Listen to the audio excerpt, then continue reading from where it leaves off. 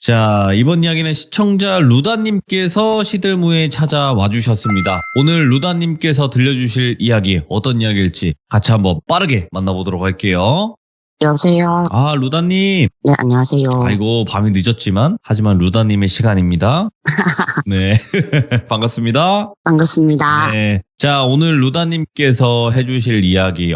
저는 어떤 그림을 하나 받았는데, 이거는 이따가 공개를 하겠지만, 우리나라에서 이런 그거를 보기가 쉽지가 않은데요. 그렇죠. 예, 그래서 어떤 이야기일지가 굉장히 궁금해지는데, 바로 한번 출발을 해보는 시간을 갖도록 하겠습니다. 렛츠가!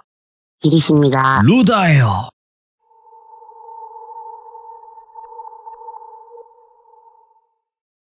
돌비님이나 혹시 귀족분들도 혹시 톰 소여의 모험이라는 소설 아시나요? 아, 그 자전거 얘기하시는 건가요? 아니요, 소년들이 모험하는 그거 알죠? 저는 그 톰토보였나 옛날에 그거 생각했네. 그 소설이 저희 어릴 때는 학교에서 권장 도서를 읽고 강제로 독후감 써내야 했던 그런 책이었거든요.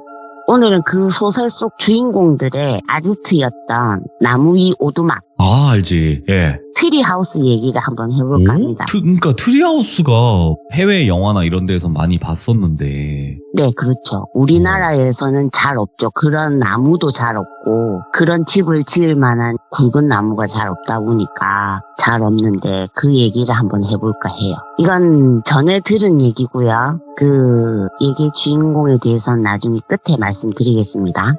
시기는 2000년대 초고요. 당시 30대 중반 그냥 평범한 직장인이었던 돌비라는 남자가 이야기의 주인공이에요. 돌비도 어릴 때 당연히 그 소설을 읽었고 그 트리하우스에 대한 로망이 있었대요. 예. 그렇지만 애들이 다 그렇듯이 시간이 지나면 그런 거 다 잊잖아요. 그러니까 어릴 때 잠깐의 꿈이었다고. 근데 그렇게 그냥 커서 직장인이 되고 뭐 이렇게 살다 보니 삶에 찌들다 보니까 그런 로망 같은 건 잊고 살았는데 그때 당시 돌비의 스트레스 해소법은 그냥 혼자서 다니는 등산이었다고 합니다.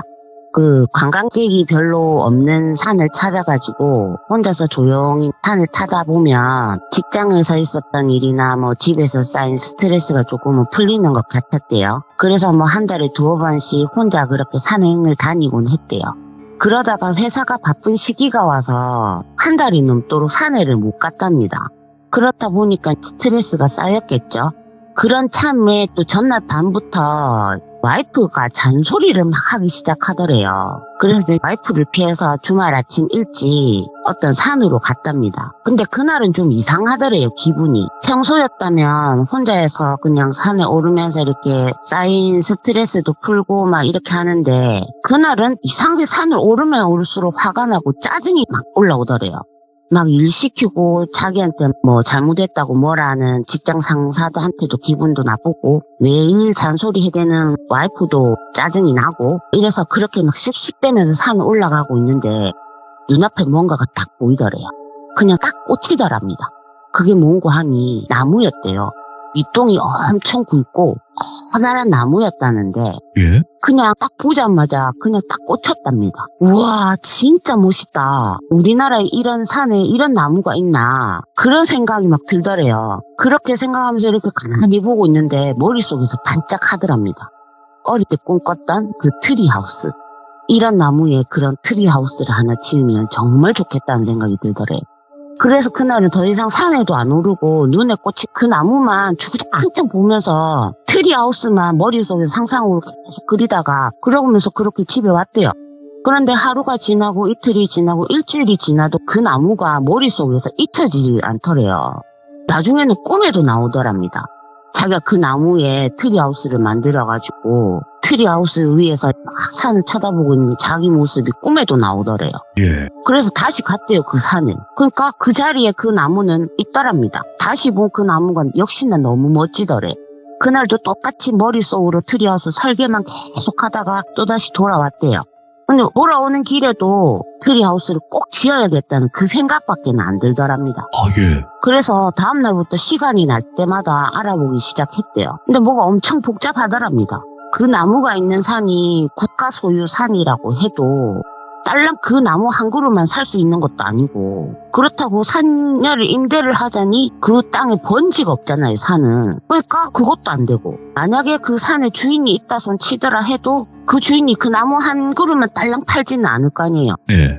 그러니까 자기 혼자 미치겠는 거죠. 눈앞에 나무는 아른거리고 그 트리하우스는 꼭 지어야 되겠는데 어떻게 하나 하고 있는데 그런 남편이 안쓰러웠던 건지 아니면 한심스러워 보인 건지 자기 와이프가 한마디 툭 던지더래요. 그렇게 트리하우스인지 뭔지가 짓고 싶으면 꼭 그 나무가 아니어도 되는 거 아니야? 당신네 집안 선산 있잖아.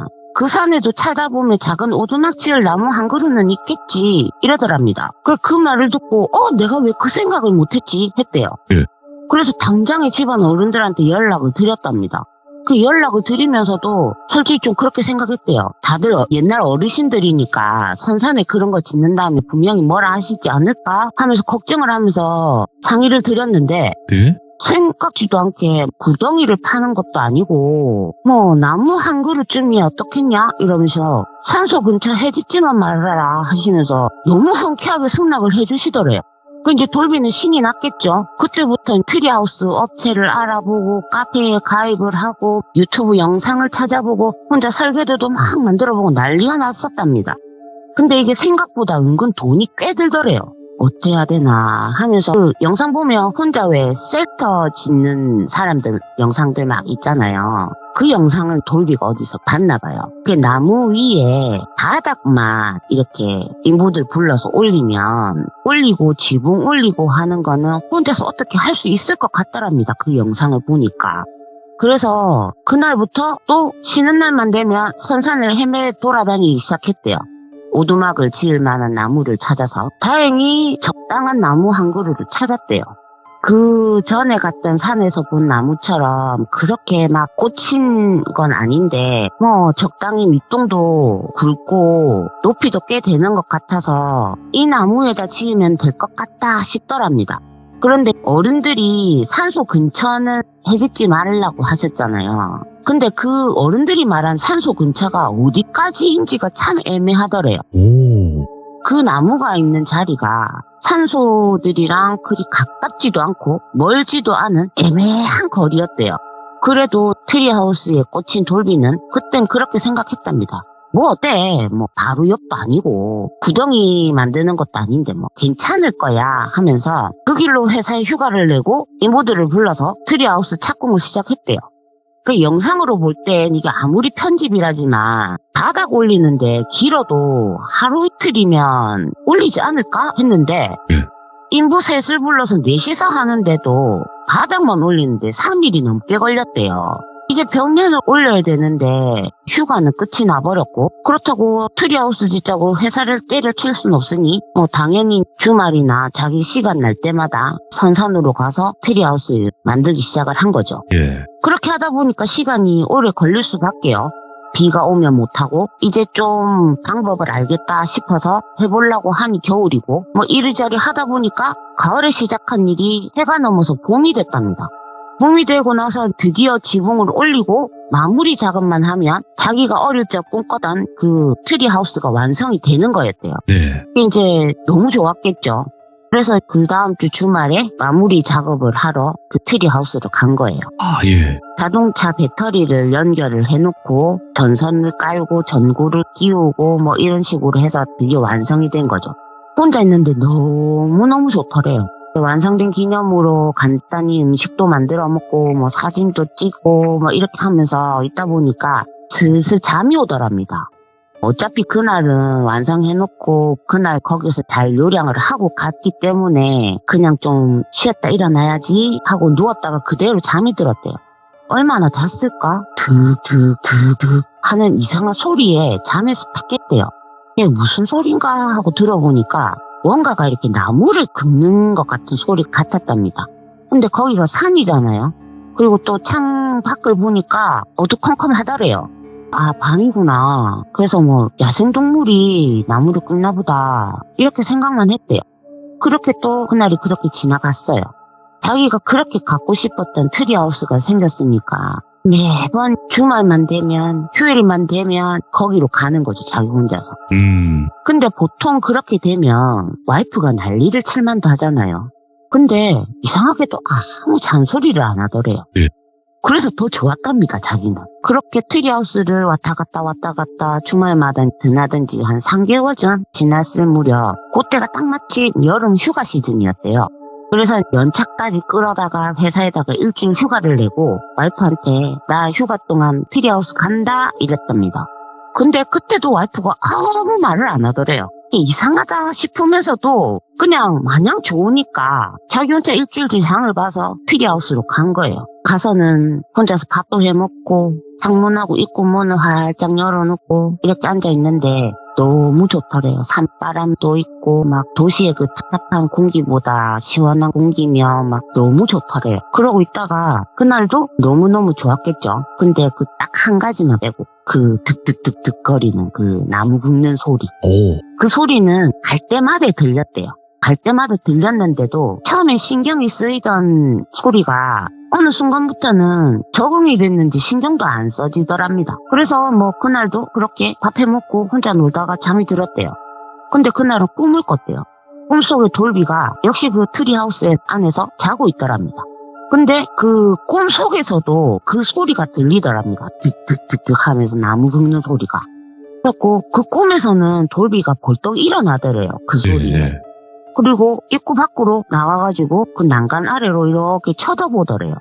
근데 쳐다본 그 난간 밑으로 그 받침대라고 제가 해놓은 곳 있잖아요. 그게 나무 네 방향으로 이렇게 받침대가 박혀 있었는데 그 바닥 받침대 한 군데에 어떤 게 매달려가지고 그 받침대를 미친 듯이 긁고 있는 뭔가가 보였답니다. 그걸 보는 순간 놀라서 헉 하고 깼대요. 오, 예? 근데 깼는데도 여전히 그 득득거리는 소리가 나더랍니다. 그게 무슨 소린지 확인은 하고 싶었는데 꿈에서 본 장면이 있잖아요. 차마 밖으로 나가지를 못하겠더래요. 그렇게 하루가 지나고 그 다음날 밤이 됐어요. 이튿날 밤이 됐죠. 또 꿈을 꾸는데 어제와 똑같은 장면이었대요. 예? 자기가 자고 있고 근데 이번에는 이렇게 득득득득 하는 그 긁는 소리가 아니고 쿵쿵거리는 소리가 들리더랍니다. 그래서 똑같이 입구문을 열고 나가서 난간 아래로 이렇게 내려다봤대요. 근데 그때는 그 받침대에 매달린 무언가가 발로 그 바닥판 있잖아요. 거기를 쿵쿵 차고 있더래요. 그렇게 또 잠에서 깼대요. 그러고 나니까 또 무섭더랍니다. 집에 갈까 하다가도 꽁꽁으로 가기는 또 뭐 하더래요. 예. 그래서 하루만 더 있어보자 했대요. 그래서 이제 그 다음날이 또 됐겠죠. 저녁 먹고 혼자 책도 보고 뭐 달 구경도 하고 하는데 평소라면 벌써 잠이 들 시간이 지났는데도 신경이 쓰여서 그런지 잠이 안 오더랍니다. 아, 예. 근데 갑자기 바닥이 쿵 하더래요. 꿈속도 아닌데 말이야. 근데 사람이 항상 긍정회로를 돌리지 않습니까? 아, 이건 분명히 멧돼지가 나무를 들이받은 소리일 거다. 오호, 예. 나는 그런 식으로 긍정회로를 돌린 거죠. 그래도 확인은 해봐야 되겠다 싶더래요. 그래서 랜턴을 들고 밖으로 나갔대요. 그래갖고 나무 밑을 이렇게 봤는데 아무것도 없더랍니다. 뭐지? 하면서 랜턴을 밑으로 이렇게 향해놓고 둘러보는데 또 한 번 쿵 하더래요. 눈에는 보이는 게 없는데 그 어디서 쿵쿵거리나 싶어가지고 그 난간을 이렇게 나무를 따라서 이렇게 한 바퀴 빙 둘러봤대요.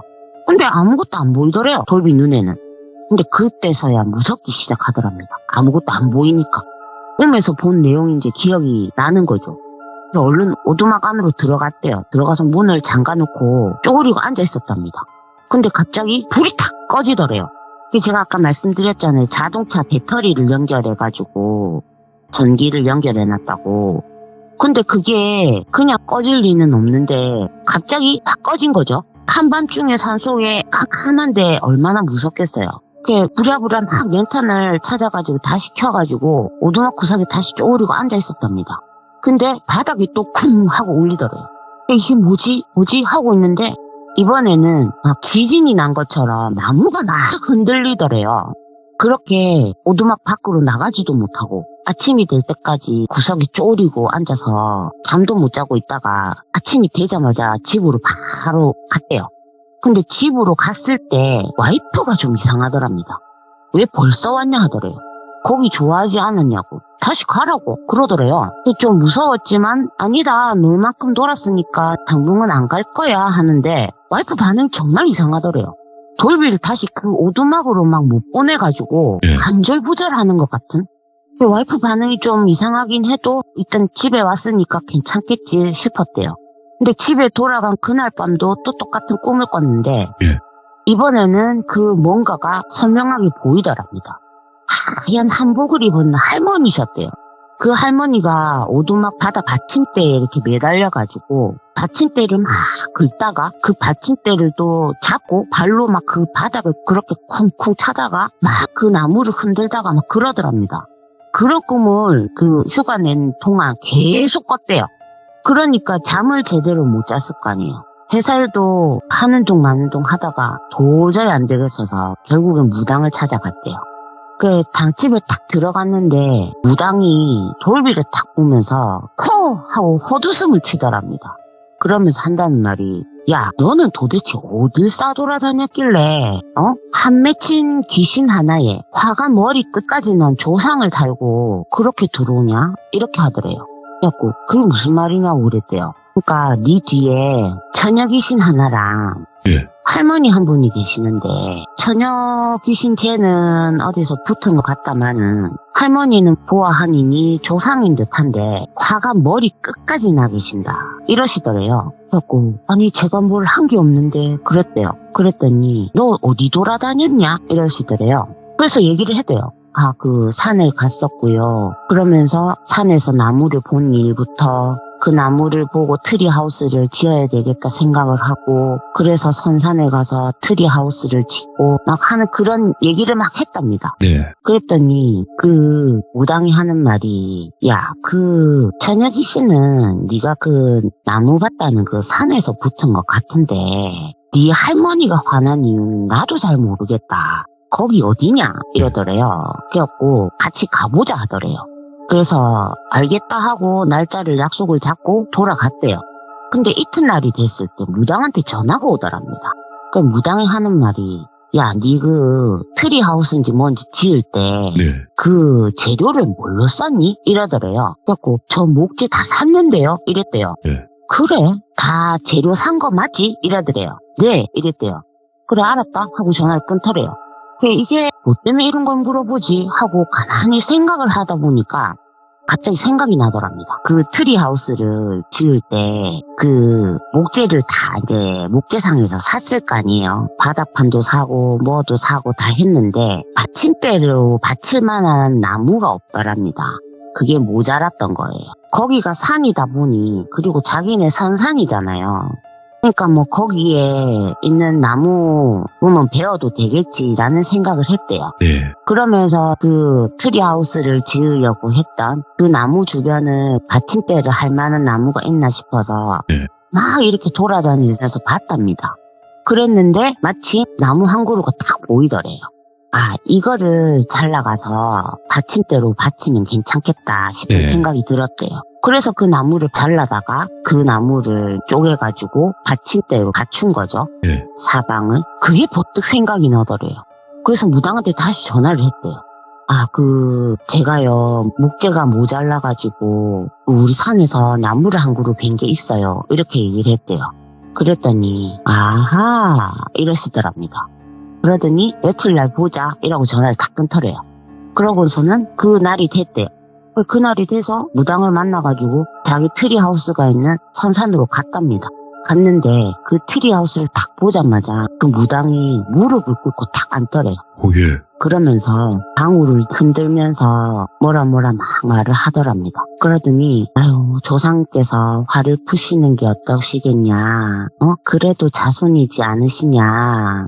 자손 잡지 말고 조상님이 한 번만 용서해 주셔라 하시면서 계속 뭐라 얘기를 하시더래요. 한참을 그러시다가 벌떡 일어나시더니 안 되겠다. 일단 내려가자 이러시더래요.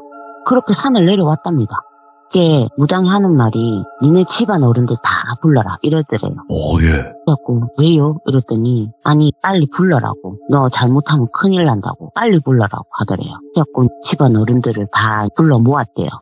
불러 모은 그 자리에서 이 무당이 하는 말이 혹시 이 산에 산소 말고 수목장 하신 적 있으십니까? 하시더랍니다.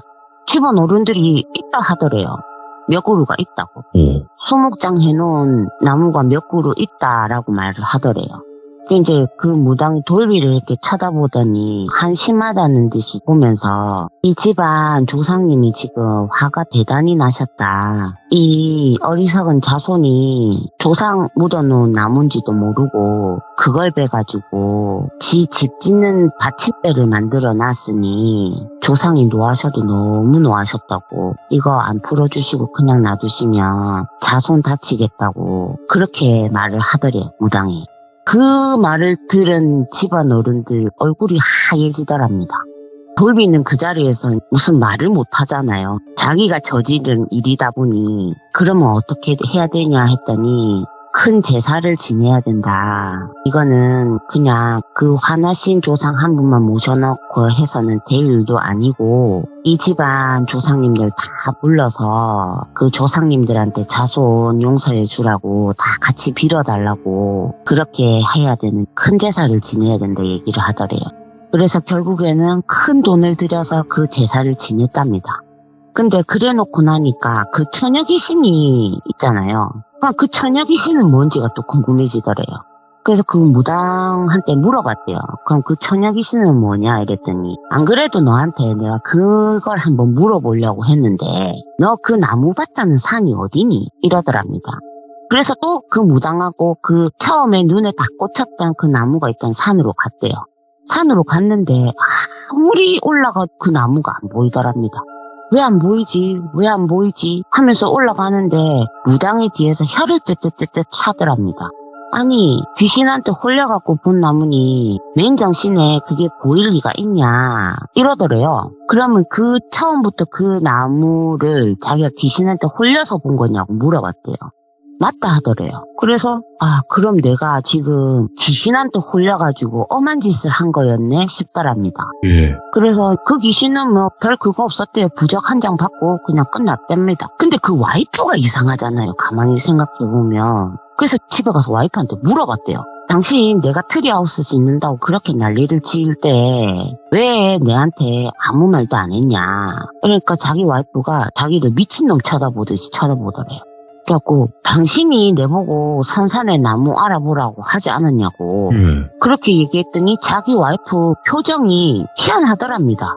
이 인간이 진짜 정신병이 걸렸나 하는 표정이더래요. 그러면서 와이프가 하는 말이 그러더래요. 내가 당신한테 언제 그런 말을 했냐. 내가 네 그 오두막인지 트리하우스인지 그거 짓는다고 할 때부터 내가 미쳤다고 정신 차리라고 그렇게 말을 해도 사람 말을 듣는 둥 마는 둥 지 할 일 혼자서 다 하고 돌아다니더니 어느 날부터는 날만 새면 그놈의 트리하우스 짓는다고 혼자서 돌아다닌다고 내가 그렇게 옆에서 잔소리를 하고 화를 내고 난리를 쳐도 들은 척도 안 하고 거길 돌아다니더니 엄한 내한테 그런 소리를 하냐면서 자기 와이프가 막 화를 내더랍니다. 그러니까 그 산산에서 그 나무를 찾아라고 했던 그 얘기도 돌비 와이프는 한 적이 없던 얘기였던 거예요. 그러니까 그냥 그 처녀 귀신한테 홀려가지고 나무에다가 집을 지은 거죠. 자기 할머니를 이렇게 해둔 그 나무까지 베어가면서. 그런 일이 있었던 얘기를 들은 게 있어서 가져와 봤습니다. 진짜 기묘하다 이것도. 진짜 뭔가 기묘하면서 무서운 느낌이 같이 섞여 있는 듯한 그런 느낌이네요, 확실히. 이 이야기를 해주신 분은요, 저희 그 대전 암자에 오시는 신도분이신데요. 이 신도분 아저씨가 겪었던 일이었대요. 예, 그게 한 20몇 년 전이었다는데, 그때 당시에 이 보살님은 정말 남편이랑 이혼하려고 했었답니다.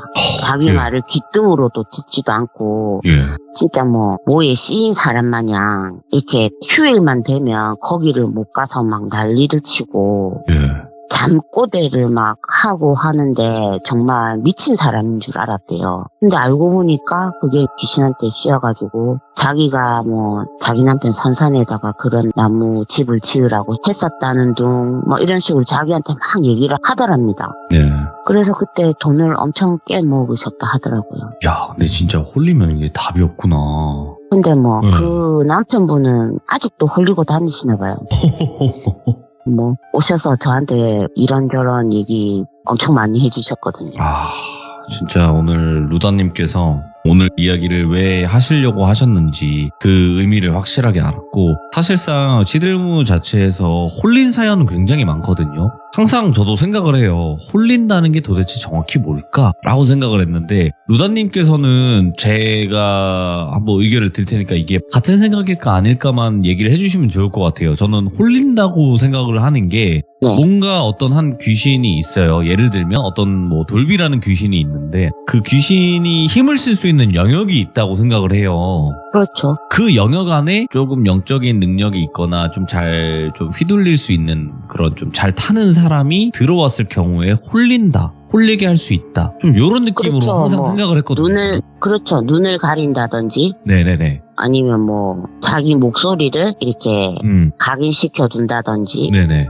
뭐 그런 게 있죠. 네, 그래서 한마디로 영향력을 행사할 수 있는 그 구역 안으로 들어와야 그렇게 할 수 있는 걸까? 라는 생각을 했어요. 그게 근데 귀신의 힘마다 센 귀신은 그렇죠. 뭐 산 전체가 될 수도 있는 거고. 그렇죠. 등급마다 다르죠. 그러니까요. 저는 항상 들어오면서 좀 이렇게 생각을 하고 저렇게 생각을 했는데 이 생각이 제일 맞는 것 같기도 해서. 맞죠. 귀신도 등급이 있다 보니까 네네네. 힘이 없는 애는 뭐 힘 있는 센 귀신한테 잡아먹히기도 하고 네.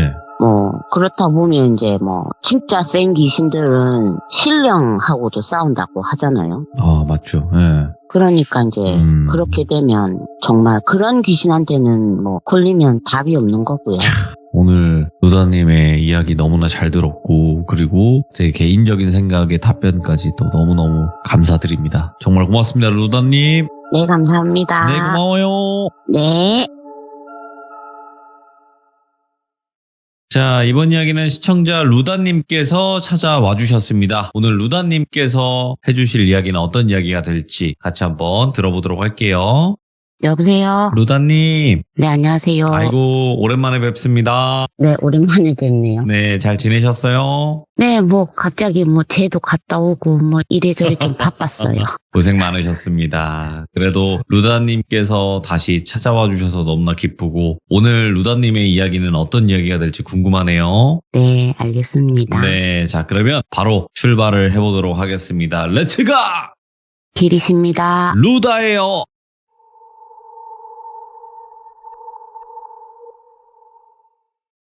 오늘 이야기하기에 앞서 욕이 좀 나올 수 있다는 점 양해해 주시고요. 시원하게 해주세요. 네, 이야기의 주인공의 이름은 모두 가명이고 지역 같은 건 말씀드리지 못하는 점 역시 양해 부탁드립니다. 그럼 이야기 시작해 볼게요. 저번 시참에서 트리하우스 얘기를 해주셨던 보살님이 계셨잖아요. 그 분께서 작년 가을쯤 스님께 도와주십사 하고 부탁하는 이 얘기에서 시작되는 얘기인데요. 보살님 말씀으로는 보살님 이웃에 꽤 친하게 지내는 이웃집이 있는데 그 집 며느리가 좀 이상하다고 빙의인지 아니면 그냥 정신병인 건지 좀 봐달라는 거였어요. 그 이야기를 들으신 스님께서 정신병 같으면 병원을 가야지 땡중이 본다고 안 와 하시더라고요. 그래서 제가 물어봤죠. 그 보살님한테 어떻게 이상하냐고. 그랬더니 그 보살님께서 하시는 말씀이 사람이 멀쩡하다가 갑자기 그 이웃집 어른들, 그러니까 그 시부모를 보면서 사람 잡아먹고도 모르는 멍청한 인간들, 이놈의 집구석 씨를 말려버려야 한다 이러면서 쌍욕을 하다가 갑자기 또 멀쩡해지고 그러다가 또 난리가 나고 그런다는 거예요. 그래서 그 동네에 그 집 며느리가 미쳤다느니 귀신에 씌였다느니 막 소문이 나가지고 동네가 좀 흉흉하다 이렇게 말씀하시더라고요. 그러면서 저를 보고 루다 보살이 듣기엔 어때? 이러시는 거예요. 빙이야 정신병이야? 이렇게 물어보시더라고요 저한테. 그 이야기를 듣는 내내 스님도 아무 말씀이 없으시고 제 뒤에 계신 우리 할매나 옥색 도포 입은 할배도 아무 말씀이 없으시길래 저는 그냥 잘 모르겠네요 했더니 스님께서 저를 쳐다보시고는 다 안다는 식으로 씩 웃으시더라고요. 그러시더니 그 보살님께 그게 도대체 왜 궁금한 건데 귀신 씌었으면 또 떼주려고? 신랑한테 귀신들 떼는 걸로는 모자라나? 그 며느리한테 귀신이 붙었든 정신병이 들었든 이유가 있겠지. 귀신 시인 본인이 와서 도와달라고 비는 것도 아니고 우리가 찾아가서 도와줄 필요가 뭐가 있냐 이러시면서 딱 잘라 말씀하시면서 스님께서 밖으로 그냥 휙 나가시더라고요. 근데 그렇게 단호하게 말씀하시는 스님을 저도 처음 본 거라 당황했고 그 보살님도 스님께서 그렇게까지 말씀하실 줄은 몰랐는지 엄청 당황해 하시더라고요. 네. 그래서 제가 스님께 다시 물어볼게요 하고 그날은 그 보살님께서 내려가셨어요. 보살님께서 내려가시고 난 뒤에 제가 스님한테 물어봤죠. 그렇게까지 말씀하실 필요가 있냐. 보살님도 좋은 마음으로 도와주고 싶어서 그런 것 같은데 네. 엄청 당황해 하시더라 하면서 이러니까 스님께서 다시 올 거니까 기다려보라고. 근데 왠지 이번 일은 별로 안 해주고 싶다 이러시더라고요. 오, 예. 그래서 제가 왜요? 하고 물어봤는데 뭐 우리 스님이 늘 그렇듯이 아무 대답도 안 하시더라고요. 그렇게 그날은 그냥 지나갔어요. 그리고 한 4일 정도 지났나? 보살님께서 다시 오셨는데 옆에 그 이웃 아줌마라는 분이랑 같이 오셨어요. 근데 이제 그때도 스님은 꽤 탐탁지 않은 표정이셨고 일단 얘기는 한번 들어보자고 처음부터 얘기해보라고 하셨고 그 아줌마가 했던 얘기는 대략 이랬어요. 여기서 아들 이름을 철수, 며느리 이름을 영희라고 할게요. 석 달 전쯤에 철수한테 갑자기 전화가 왔대요. 영희가 좀 이상하다고. 그게 뭐가 이상한데? 이랬더니 병원에서 받은 날이라 간계를 하려고 누웠는데 갑자기 영희가 더럽게 어딜 만지냐 이 짐승만도 못한 새끼 하면서 네 같은 놈이 무슨 자식을 가지려고 하냐 어림도 없다 이러면서 악을 바락바락 쓰더니 픽 쓰러졌다고 어떡하냐고 그러더래요. 그래서 니네 싸웠냐 이러니까 아니라고. 퇴근하고 둘이서 밥 잘 먹고 놀다가 누웠는데 분위기가 되니까 갑자기 그렇게 악을 쓰면서 그랬다 그러더래요. 근데 그도 그렇게 철수랑 영희는 결혼한 지 1년도 채 안 된 신혼부부였고 둘 다 30대 중반 나이 한 결혼이라서 서둘러 아이를 가지려고 노력하던 중이었다는데 그런 영희가 철수한테 그렇게 악을 쓸 이유가 없다는 거죠. 그래서 처음에는 그렇게 얘기를 했대요. 스트레스가 많이 쌓여서 그런가.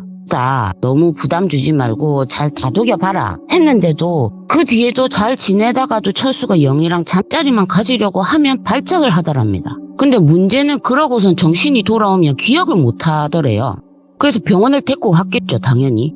근데 병원을 가도 뭐 스트레스다 편안히 마음 먹고 지내면 된다 이러면서 약 처방 말고는 딱히 해주는 게 없더래요. 그러는 동안에 영희의 그런 증상은 점점 심해지고 초반에는 잠자리 하려고 할 때만 그러더니 점점 일상생활을 하면서도 철수한테 욕을 하고 물건을 집어던지고 그것 때문에 놀라서 쫓아온 시댁 어른들이나 친정 식구들을 봐도 다 죽여버릴 거라고 악을 쓰고 발작을 하더래요. 그런데 이상한 게 또 그러다가도 언제 그랬냐는 것처럼 정상적인 생활을 한다는 거예요.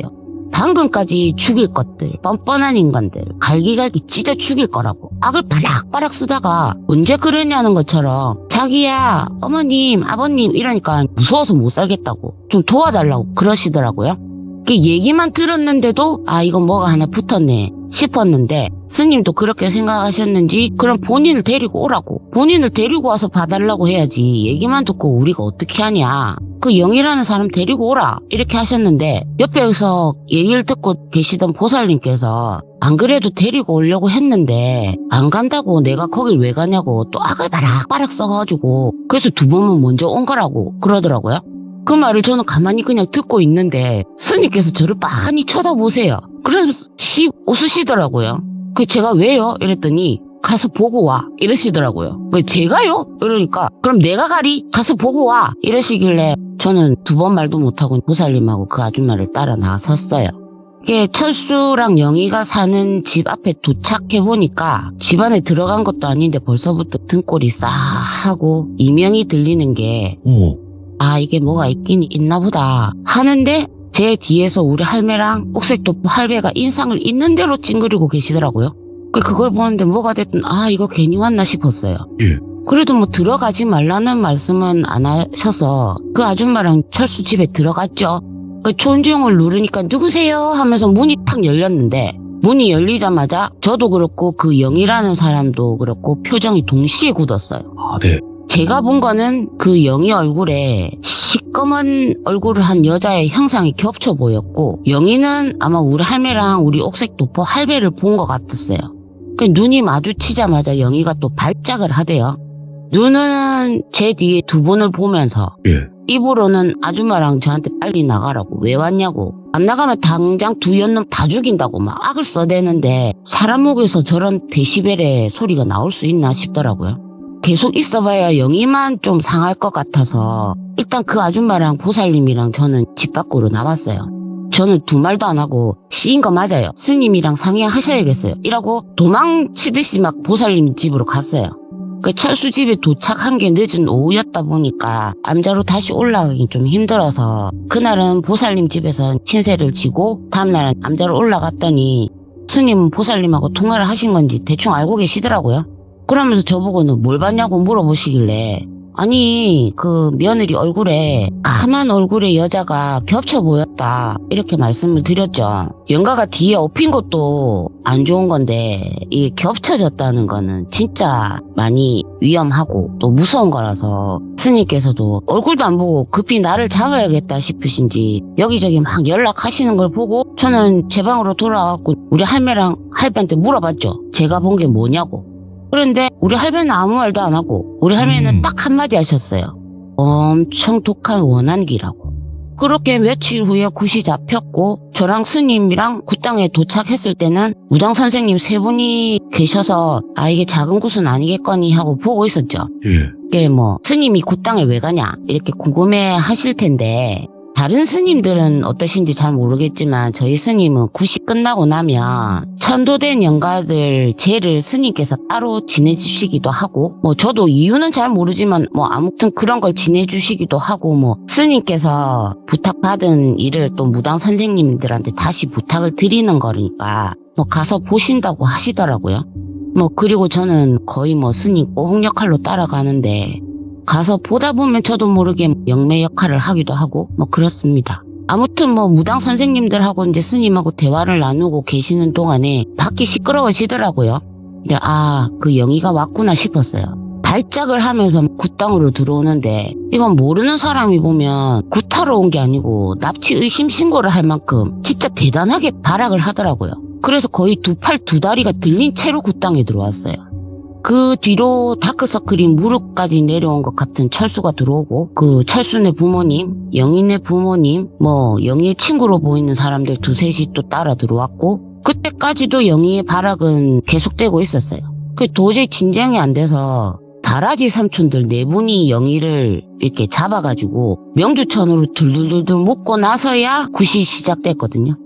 북소리랑 징소리가 들리고 얼마 지나지 않아서 제가 이제 어지러움을 느끼기 시작했어요.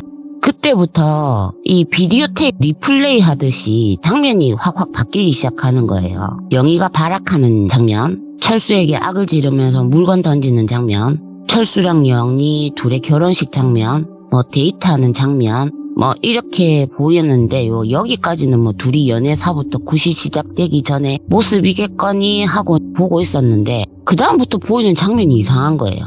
철수랑 영희 그리고 보이는 한 여자가 있었는데 그 여자를 순이라고 할게요. 철수랑 순이가 손을 잡고 걸어가는데 철수 뒤에 영희가 서 있고 순이 몰래 둘이 손을 잡고 뽀뽀를 하고 철수랑 순이의 결혼식 장면이 보이고 철수랑 순이가 그리고 영희가 함께 여행을 가고 철수랑 순이가 데이트하는 속에 영희가 보이고 철수랑 영희가 둘이 얘기를 하고 있고 순이가 그런 철수의 모습을 보고 있고 뭐 울고 있는 순이를 달래주는 영희가 보이고 철수랑 영희랑 순이가 교복을 입고 있는 모습까지 보다 보니까 이게 화경이구나 싶더라고요. 화경으로 보이는 모습이랑 굿을 하고 있는 영희의 모습이 겹쳐지면서 저 얼굴 까만 여자가 순이구나 싶었습니다. 근데 보고 있는데 저도 모르게 눈물이 나더라고요. 억울하고 분한 마음도 들고 화경으로만 봐서는 순이라는 걸 알겠는데 순이가 왜 그렇게 한이 가득 맺혀가지고 원한기가 돼가지고 영희한테 붙은 건지는 모르겠더라고요. 결국 그날 굿은 순이를 완전히 떼어내지는 못했고 잠시 눌러놓은 것으로 며칠 후에 다시 나를 잡고 그날 굿이 그냥 끝났어요. 철수랑 영희 식구들이 다 내려가고 선생님들이랑 스님이랑 저희 인원만 남았을 때 그 선생님하고 스님께서 저를 부르시더라고요. 뭐 봤냐 이러시면서. 그래서 제가 화경으로 본 걸 다 말씀드렸어요. 근데 뭐 말씀드리는데 선생님들 표정을 보니까 선생님도 그렇고 스님도 그렇고 다 보신 것 같더라고요. 근데 아마 제가 뭔가 더 봤나 싶으셨던 것 같아요. 그렇게 암자루 스님하고 저도 돌아왔고 스님께서 소개시켜주신 보살님한테 전화를 하시더니 예. 구세 같이 온 친구 중에 아무나 한 사람 데리고 절에 다시 오라고 하시고는 전화를 끊으셨어요.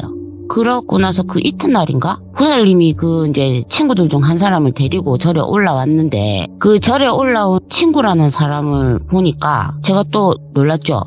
그 화경 속에서 철수랑 영이랑 순이랑 함께 이제 보였던 장면 중에 그 친구도 같이 보였었거든요. 근데 그 친구가 와서 앉자마자 스님께서 그냥 돌직구로 물어보시더라고요. 영이랑 철수 옆에 있는 거 그 여자 누구냐고. 그거 순이 아니냐고. 예. 이러니까 그 친구가 가득짝 놀라더라고요. 왜 그걸 어떻게 아시냐고. 혹시 영희가 이렇게 이상한 게 순이 때문이냐면서 놀라는데 제 눈에는 이게 놀란 것도 놀란 건데 엄청 겁먹은 것처럼 보이더라고요. 그러니까 스님께서 그 친구분한테 하는 말이 네 친구들 살리고 싶으면 솔직히 얘기해라. 굿하게 보지 않았냐. 저대로 두면 사람 구실 못하다가 결국엔 간다고. 죽은 사람은 죽은 사람이고 산 사람은 살려야 되지 않겠냐 이러면서 예. 그렇게 막 물어보시니까 그제서야 입을 떼더라고요. 그 친구한테 들은 이야기는 이랬어요. 이제부터 조금씩 열받는 얘기가 시작됩니다. 아, 네. 원래 철수랑 영희랑 절에 온 그 친구는 셋이 한 동네에서 같이 자란 초등학교 동창이었대요. 그리고 순이는 중학교 때 우연히 알게 된 다른 동네 친구였답니다. 그 영희와 절에 온 친구는 중학교 때부터 이미 질 나쁜 행동을 하는 소위 문제 학생이었대요. 학원가에서 놀던 중에 다른 동네에 이제 문제 학생들한테 괴롭힘을 당하던 순이를 영희가 우연히 도와주게 되면서 그때부터 순이와 영희의 인연이 시작되었대요. 그 성적 문제 때문에 부모님들하고 마찰이 있던 순이가 영희의 무리에 휩쓸리는 거는 금방이었고 순이한테 영희는 친구를 넘어서 거의 동경의 대상이었다고 해요. 영희가 오라고 하면 오고 가라고 하면 가는? 뭐 그렇다고 영희가 순이를 아주 막대하진 않았고 네. 완급을 주면서 소중한 친구라고 하는 뭐 지금으로 말하면 가스라이팅을 한 거죠. 그러다 이제 고등학생쯤 되었을 때 순이가 철수를 만나게 돼요. 앞서 말했듯이 철수하고 영희가 초등학교 동창이었잖아요. 그게 이제 오랜만에 만난 철수랑 영희가 인사를 하는 자리에 순이가 같이 있었던 거죠. 그러면서 그때부터 셋이 한 몸처럼 붙어 다녔대요. 처음엔 영희 친구 철수였는데 어느샌가 순이가 철수를 좋아한 거죠. 그리고 눈치 빠른 영희는 그걸 알고 있었고요. 그런데 웃긴 거는 영희는 철수의 첫사랑이었다는 거예요. 아, 네. 그게 어릴 때야 뭐 그랬다지만 고등학생이 된 이제 영희를 본 철수는 어릴 때 그 첫사랑이라기보다 이제는 진짜 사랑이 하고 싶었나 봐요. 그러면서 영희 바라기가 되었고 순이는 철수 바라기였던 거죠. 그렇게 유한 친구 사이로 몇 년의 시간이 지나고 성인이 되었대요. 네. 그때부터 영희는 더더욱이 순이를 옆에 붙여두기 시작했대요. 뭐 이런 가게를 하면 우리 돈 벌 수 있다. 우리 같이 동업하자. 꼬셔가지고 순이 돈으로 가게를 차리고 일은 순이가 하고 수익금은 둘로 나눠. 그러다 가게가 망하면 그 피해는 오롯이 순이가 다 보고. 그런데도 순이는 영희랑 떨어지지를 못하더래요.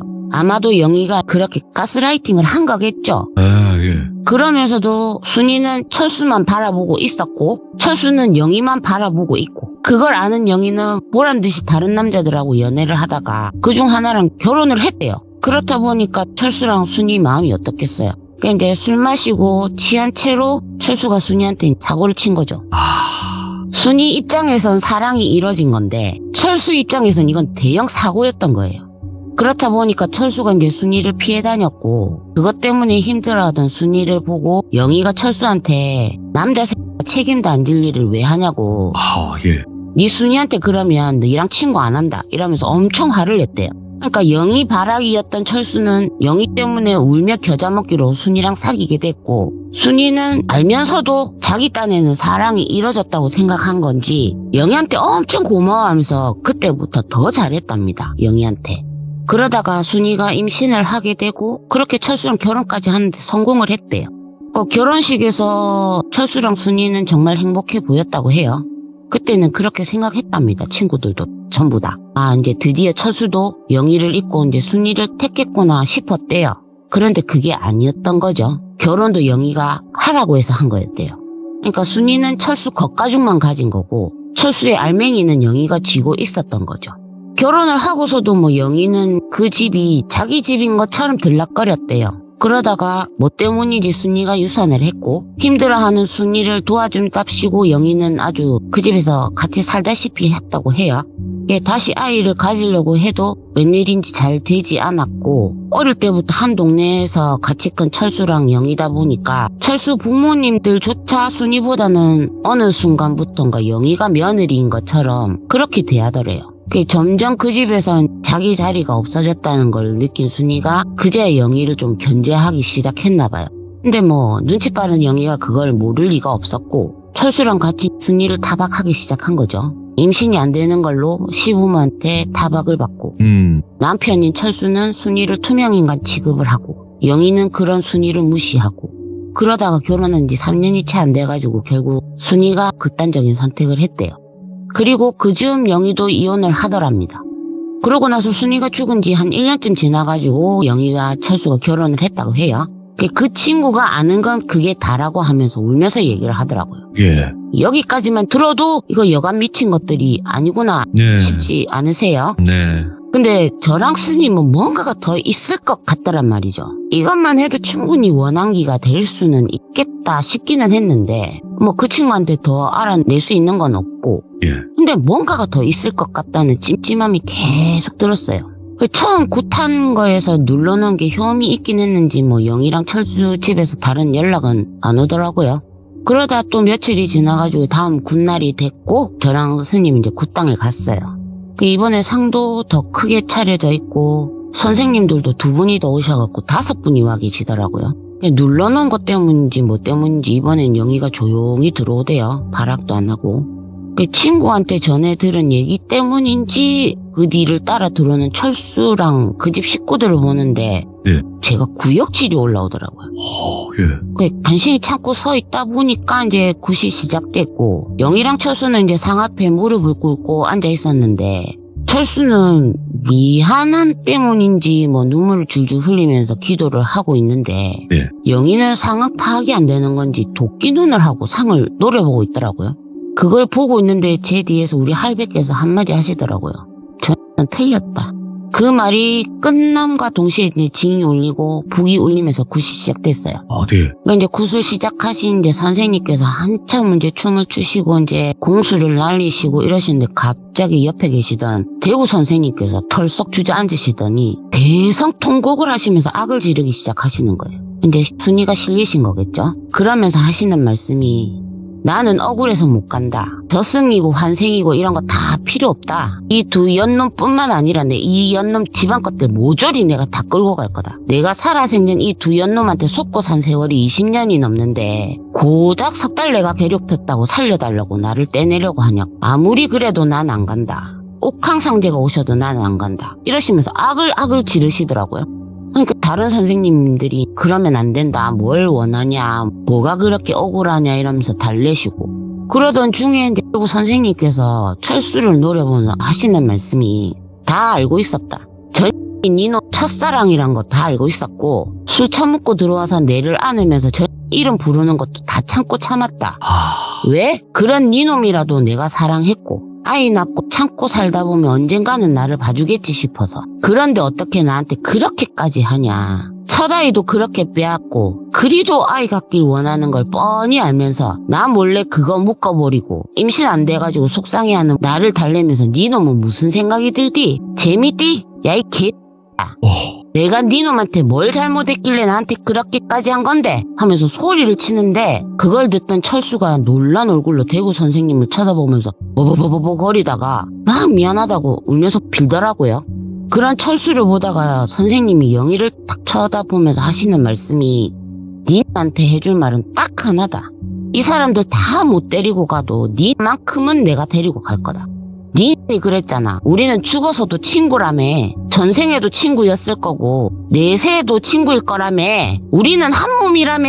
그러니까 만큼은 내가 무슨 짓을 해서라도 끌고 갈 거야 하면서 소리를 지르는데 그 소리를 듣던 영희가 선생님을 판히 노려보면서 뭐라고 했는 줄 아세요? 치하네. 병같이 모자란 데리고 있으면서 친구라 하면서 놀아줬더니 내가 진짜 네 친구인 줄 아냐. 나는 한 번도 친구라고 생각한 적 없다. 너는 그냥 내가 갖고 놀기 편한 장난감 같은 거였다고. 죽어서도 꼴값을 한다. 이러는 거예요. 그러면서 깔깔깔깔거리고 웃는데 저는 진짜 제 눈에 안 보이는 귀신이 하나 더 붙어냈어요. 그러고 나니까 대구 선생님한테 실린 순이는 더 발광을 하겠죠. 그러다가 선생님이 쓰러지시고 그러면서 구판은 그야말로 개판이 되고 결국엔 순이를 떼어놓는데 실패했어요. 그 굿을 보고 계시던 스님도 인상이 엉망으로 일그러지시고 그 상황을 보고 있던 그 집구석 인간들도 고개를 못 들고 그렇게 어영부영 구판은 깨졌고 그때까지 미친 듯이 깔깔거리고 웃는 영희를 영희 집 식구들이 챙겨서 나가고 철수는 그 자리에 주저앉아서 울고 있고 철수네 부모들도 뭐 고개를 푹 숙이고 앉아있는 걸 보고 저랑 스님은 그 굿장에서 나왔어요. 그 선생님들도 일이 개판인 구판 오랜만이다 하시면서 어이없어 하시더라고요. 그러면서 남자로 다 같이 왔죠. 그 앉아가지고 회의를 하시더라고요. 아, 네. 어떡할 거냐, 이것도 할 거냐. 영이란 사람이 믿기는 해도 그래도 죽은 사람이 산 사람 저렇게 하게 두면 안 된다 하는 선생님도 계시고 영이 하는 꼴을 보다 보니 도와주고 싶은 마음도 싹 사라진다 하시는 선생님도 계시고 그 말을 가만히 듣던 스님께서 한마디 하시더라고요. 본인은 그냥 부처님한테 열심히 기도할 테니 모시는 신령님들한테 여쭤보고 도우라 하시면 도와주고 손 떼라 하시면 손 떼시라고 먼저 부탁한 입장에서 이런 말 해서 참 미안하다 하시면서 그 자리는 그렇게 끝났어요. 그리고 저도 제 방에 돌아와서 앉아있다가 우리 할매랑 옥색토퍼 할배한테 여쭤봤죠. 뭐 저야 돕고 싶은 마음도 없고 뭐 도우라 하신다고 해서 뭐 제가 할 수 있는 게 없으니까 그래서 어떻게 생각하세요? 하고 여쭤봤는데 뭐 우리 할배는 쟤는 텄다 이러시고 우리 할배는 하신다는 말씀이 난다긴다 하는 무당 열이나 되면 모를까 자아는 감당 안 된다고. 지금이야 부적이야 뭐야 비방으로 눌려져갖고 잠시 멀쩡한 것처럼 보여도 아마 곧 정신 놓을 거라고. 잘못했다 빌어도 모자랄 판에 한이 맺힐 대로 맺힌 귀신한테 그렇게 악다구니를 하는데 멀쩡하겠냐고. 니도 그냥 모르는 척 해라 하는 말씀으로 그 일이 끝났죠. 그런데 저도 사람인지라 궁금은 하잖아요. 그래서 한 4, 5개월쯤 지났을 때 보살님한테 물어봤어요. 예. 그 둘이 어떻게 됐냐고 멀쩡하냐고 이렇게 물어보니까 보살님이 하시는 말씀으로는 철수랑 영희는 이혼을 했대요. 아, 네. 이혼을 하고 그 보살님이랑 지나다던 그 철수집은 동네에 소문이 다 퍼졌을 거니까 평생 살던 동네 떠나서 다른 데로 이사를 갔대요. 그러면서 철수는 한동안 어느 절에 들어가서 살았다고 해요. 그리고 영희는 아직 그 동네에 산다고는 합니다. 영희 집에서 여러 번 다른 곳에 부탁해서 굿을 했는데 뭐 딱히 변한 건 없대요. 변한 건 없고 그냥 정신줄 놓은 채 살고 있다고 해요. 딱히 시원한 결론이 없는 이야기였습니다. 네, 듣는데도 루다님께서 말씀하신 것처럼 화가 많이 나네요. 욕 나오죠. 네, 근데 방송이니까 저도 참고 참았는데. 아, 저는 그거 화경으로 이렇게 보이는데 예.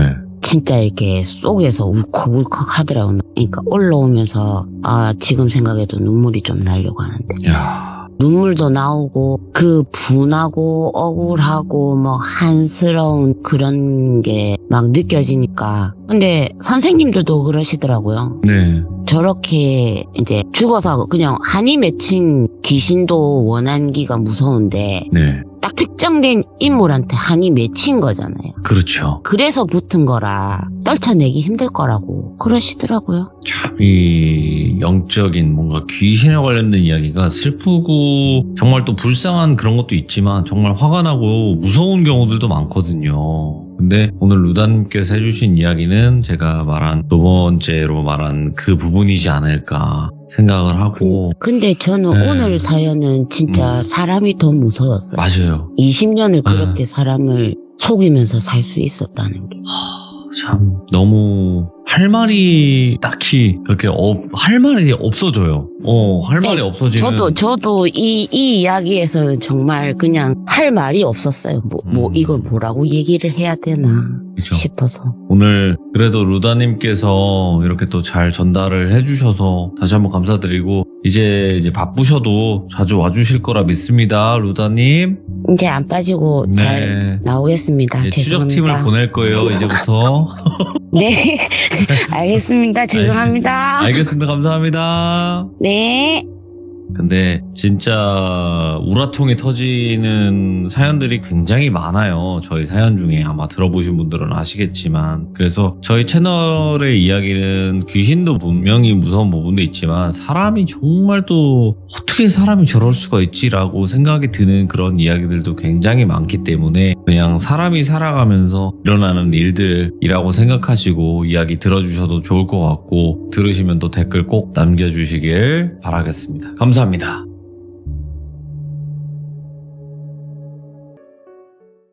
자, 이번 이야기는 시청자 태진님께서 찾아와 주셨습니다. 태진님이 오늘 뭐야 갑자기 이렇게 생각하실 수도 있는데 그럴 수도 있는 겁니다. 바로 만날게요. 여보세요? 어휴, 얼마나 놀라셨어요? 누구세요? 안녕하세요. 저 밀린 월세 좀 받으러 왔습니다. 저 자간데요? 예, 그러면 밀린 이자를 받으러 왔습니다. 저 시종불량자인데요? 잡으러 왔습니다. 전 죄가 많습니다. 목요일날 잡으러 오신다고 하고 화요일날 오시는 게 어디 있습니까? 원래 도주 위험이 있는 사람은 갑자기 잡으러 옵니다. 앞으로 그러면 저의 발에 묶인 쇠사슬 잘 풀고 더 도망가도록 하겠습니다. 반갑습니다. 예, 반갑진 않습니다. 자, 아무튼 태진님이 오늘 오셔서 깜짝 놀라시는 분들도 계시겠지만 그럴 수도 있는 거지 않습니까? 사람이 살다 보면. 인생이란 게 항상 변칙적인 부분이 존재한다는 거 여러분들도 이제 아셔야 됩니다. 맞죠? 그리고 한치 앞을 알 수 없는 게 사람 인생 아니겠습니까? 그렇습니다. 네. 자, 그러면 오늘 어떤 이야기인지 바로 한번 출발을 해보겠습니다. 알겠습니다. 렛츠가! 그렇습니다. 태진입니다.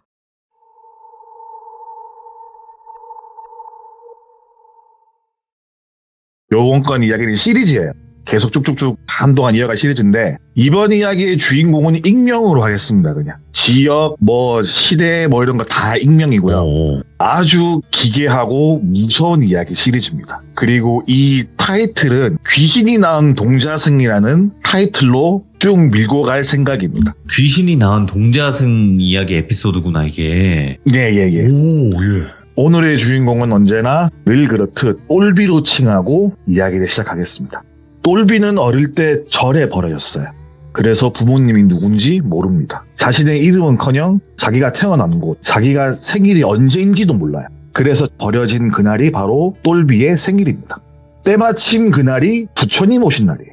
매년 음력으로 4월 8일이 생일인 똘비는 자신의 의지와 상관도 없고 그냥 절에서 발견됐다는 이유로 절에서 크다 보니까 저절로 동자승이 되었습니다. 근데 똘비가 참 애교가 많고 하는 짓도 이뻤고, 그런 똘비는 절에서 인기도 되게 많았대요. 스님들한테도 이쁨 받고 절에 들락날락거리시는 보살님들에게도 인기가 많았다고 합니다.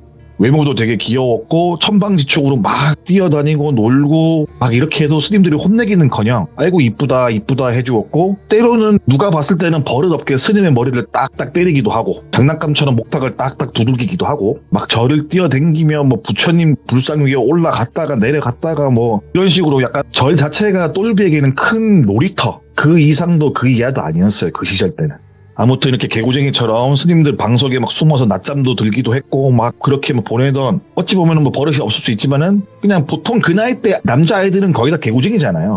해맞기도 하고. 하지만 약간 개구쟁이면서도 애가 참 착했던 게 뭐냐면은 똘비가 절에 오시는 사람들에게는 인사를 꼬박꼬박 잘했대요. 배꼽 인사부터 막 잘하고 자신보다 또 약한 것들을 괴롭히는 취미가 없었다고 합니다.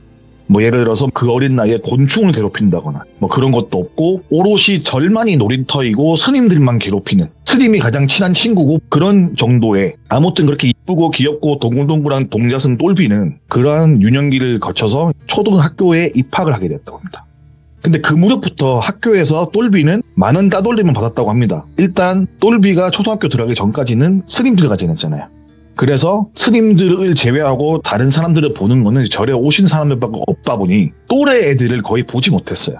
그리고 딱 학교로 들어가니까 또래와는 다른 빡빡 깎은 머리, 그리고 똘비가 입는 옷은 보통 평상복이 아니라 그 스님들 절복 있잖아요. 옷 같은 거. 그런 거 입고 등하교를 하고. 그러다 보니까 친구들은 약간 다르니까는 깎아준 대머리라고 놀리는 친구도 있었고, 혹은 똘비가 부모님이 안 계시니까는 똘비에게 손가락질 하면서 놀리는 철없는 아이도 있었다고 합니다.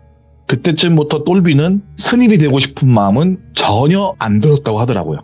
스님이 똘비에 커서 넌 뭐가 되고 싶냐 물어봐도 마땅한 꿈은 없었지만 절대 스님은 되고 싶지 않다고 대답한 만큼 그 초등학교 때 그 놀림을 당한 게 너무 마음이 상처가 컸다고 하더라고요.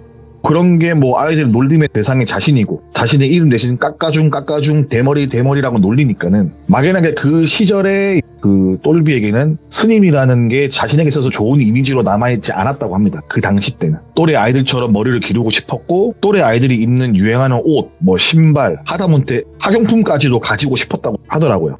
보통 아이들은 메고 다니는 가방도 매지도 않고 스님이 직접 뭐 만들어주신 보따리 같은 느낌의 가방을 맸었고 보통 아이들이 쓰는 여러 가지 색이 있는 볼펜을 쓰는 것도 아니고 그렇다고 이쁜 샤프를 쓰는 것도 아니고 그냥 우리가 흔히 보는 모나미 볼펜 같은 거 있잖아요. 그런 볼펜. 뭐 샤프는커녕 뭐 연필이 전부인 학용품이었고 학교를 마치고 군것질 이런 거는 꿈도 못 꾸고 왜냐면은 딱히 돈이 있다거나 그런 것도 아니었고 아이들이 어울려주지도 않았을 뿐더러 그러다 보니 그냥 그렇게 하교를 하고 등교를 하고 했다고 합니다.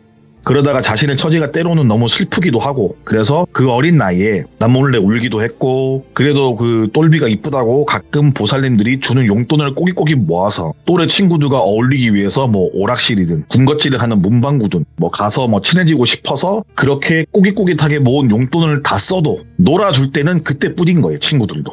다시 돈이 떨어지면은 애들은 똘비에게 그냥 깎아중 대머리 부모 없는 애 뭐 이러면서 놀리는 대상 그 이상 그 이하도 아니었다고 합니다. 외롭죠, 똘비는. 너무너무 외로워서 울다가 지쳐서 잠에 들기도 하고 그 어린 나이에도 저를 벗어날까? 도망칠까? 라는 생각까지 했다고 합니다. 하지만 어리기도 했고 마음속으로는 뭐 스님들을 너무 좋아했었대요, 똘비는. 그래서 여기를 떠날 수도 없었고 막말로 어디 갈 곳도 마땅치 않고 거기다가 스님들도 못 본다는 생각에 이러지도 저러지도 못하고 초등학교 생활을 그렇게 보냈다고 합니다. 초등학교로 지나서 중학교에 진학을 하게 되었는데 중학교 입학 전에 큰 스님께서 똘비를 따로 불렀다고 합니다.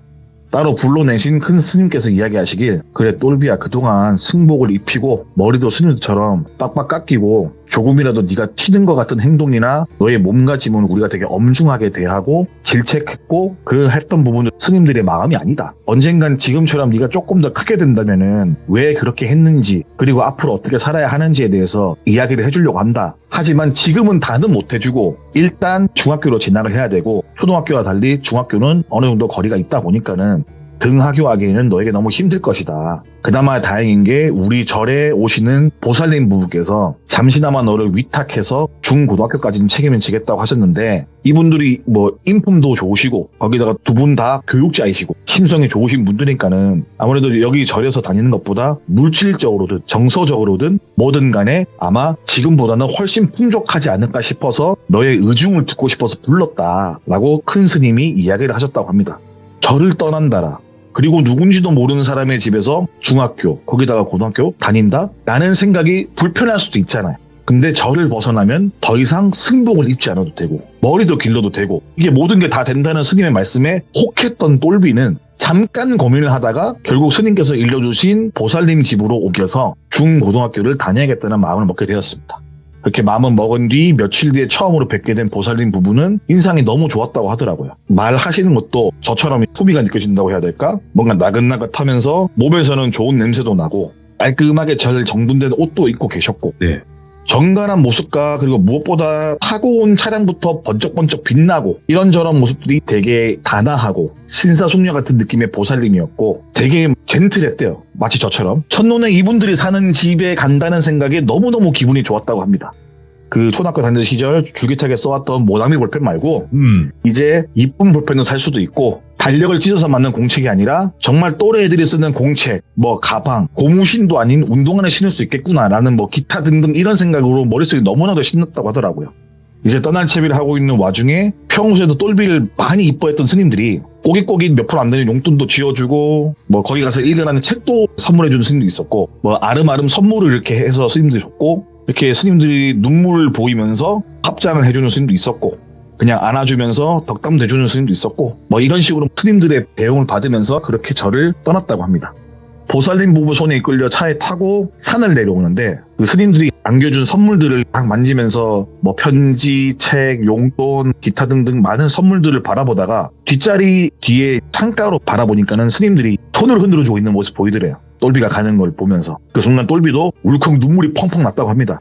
그러면서 느낀 생각이 왠지 다시 못 볼 것 같은 생각도 들었고, 태어나서 지금까지 절을 떠나본 적이 없잖아요. 똘비에게는 누가 뭐래도 절은 곧 집이었고 거기다가 놀이터였고, 저 수많은 스님들이 엄마이기도 하고 아빠이기도 하고 선생님이기도 하고 친구이기도 하고 했던 분들이기에 마음이 너무 아팠다고 하더라고요. 아무튼 그렇게 절을 떠나와서 중학교, 고등학교를 다니면서 물질적으로 부족함 없이, 그리고 똘비가 머리가 아주 좋아서 영석하기도 하고 줄곧 전교에서 1등에서 내려오질 않았다고 합니다. 똘비의 보모를 자처한 보살님 부부도 뭐 화를 낸다거나 혹은 자신을 불편하게 한다거나 그런 것은 전혀 없었고, 방학 때 혹은 이따금씩 절에 가실 일이 있을 때 똘비가 나도 그러면 절에 같이 데려가면 안 되냐 라고 했지만 절대 따라오지 못하겠다 하더라고요. 다른 부부는 오냐 하고 뭐 이렇게 되게 둥글게 그렇게 대해주시는데, 똘비가 있었던 절에만 갈 때는 절대 따라오지 못하게 했다고 하더라고요. 참고로 이 보살님 부부에게도 딸이 한 명 있었는데, 이 따님 분은 미국에서 학교를 다니고 있었고, 어릴 때 그 언청이라는 질병 있잖아요. 우리 얻었고, 네. 그 시절 당시에는 한국에서 수술하는 것보다 미국에서 수술하는 게 더 좋았던 시절이기도 해서 미국에 살고 있는 친척분에게 보내서 수술을 하면서 학교도 거기서 다녔다고 합니다. 그 딸 한 명이. 가끔 방학 때나 한국 들어와서 지낼 때 똘비랑 보살님 부부의 딸은 되게 잘 지냈대요. 그 딸도 똘비를 보면서 동생이 생겨서 좋아했고 친동생처럼 아꼈다고 합니다. 요 딸 이야기는 또 따로 제가 한번 말씀드리도록 하고, 아무튼 이렇게 뭐 똘비는 보살님 부부에게 친자식처럼 받아들여지는 사이가 되었고 아주 잘 지냈다고 해요.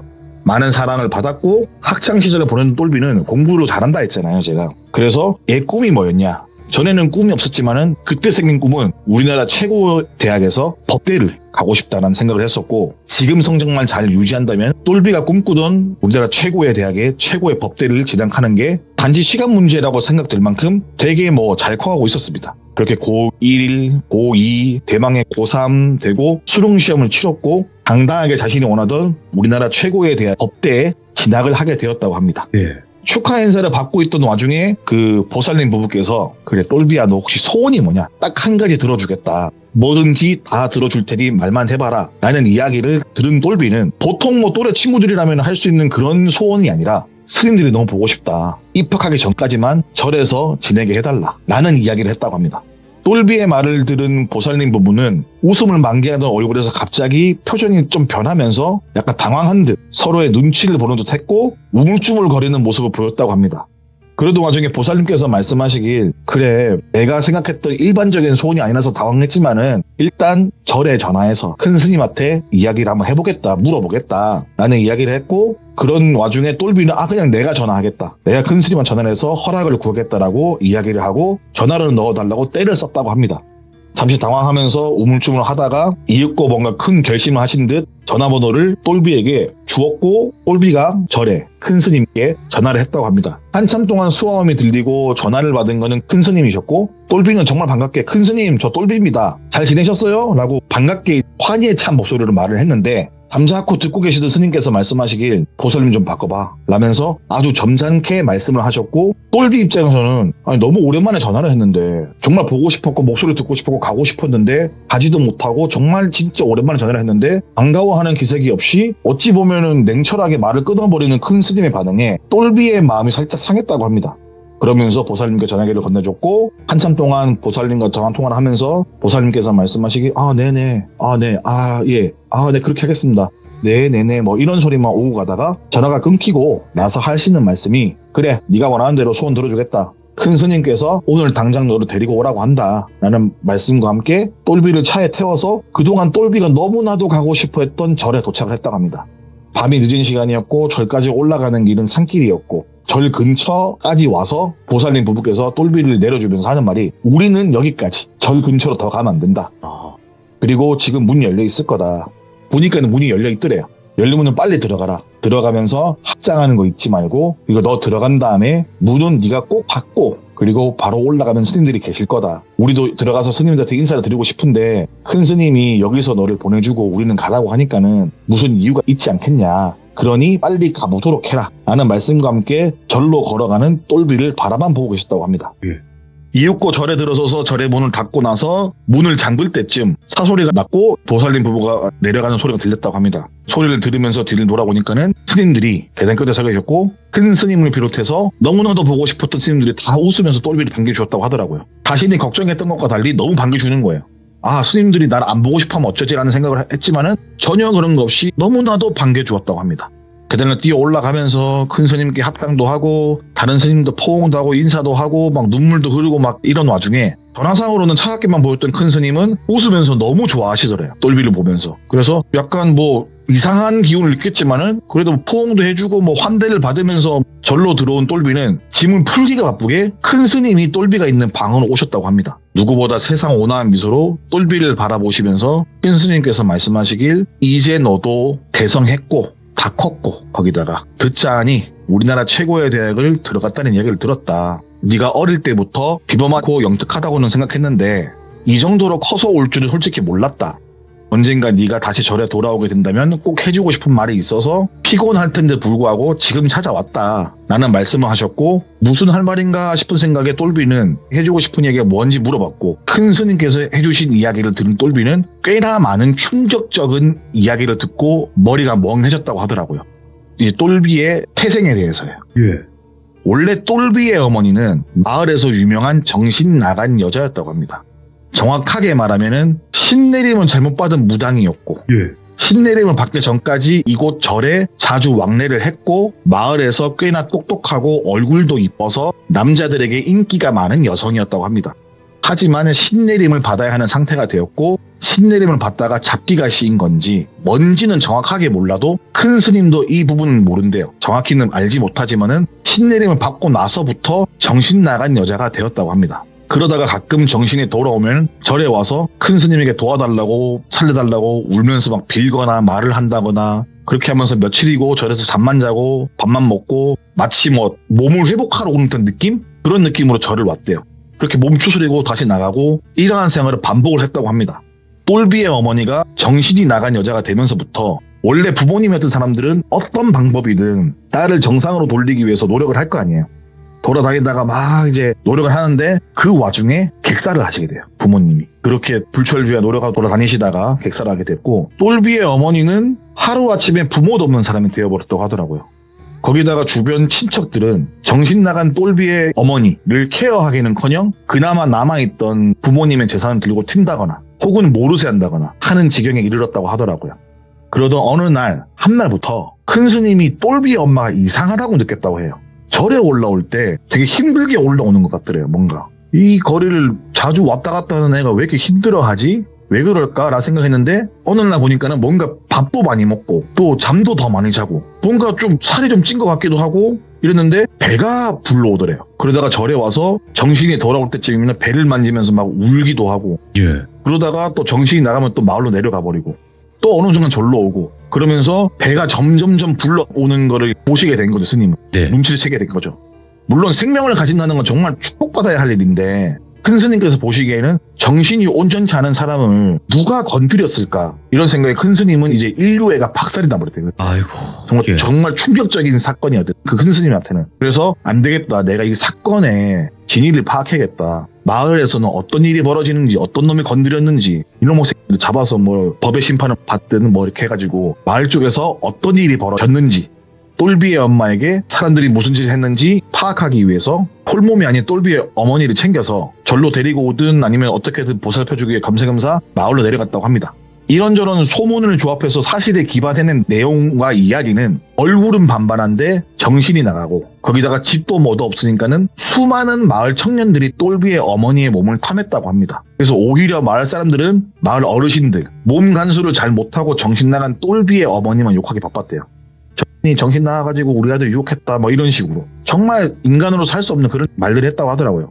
정작 가해자들이 자신의 아들 혹은 아는 사람이다 보니까는 쉬쉬하고 넘기기 바빴고 그 모습에 천인공노한 큰 스님은 마을에서 돌아다니고 있던 똘비 어머니를 찾아서 다시 절로 데리고 올라왔다고 합니다. 그래서 다른 보살님들 불러서 깨끗하게 씻기고 보살님들이 돌아가면서 똘비의 어머니 몸을 챙겨주고 막 이러던 와중에 예. 큰 스님이 잠에 들었을 때 누군가 찾아왔다고 합니다. 그렇게 잠에 들어서 자고 있는데 밤늦게 찾아온 사람은 똘비의 어머니예요. 정신이 돌아온 건지 뭔지 모르겠지만은 큰 스님에게 꾸벅 인사를 하고 이런 이야기를 했다고 합니다.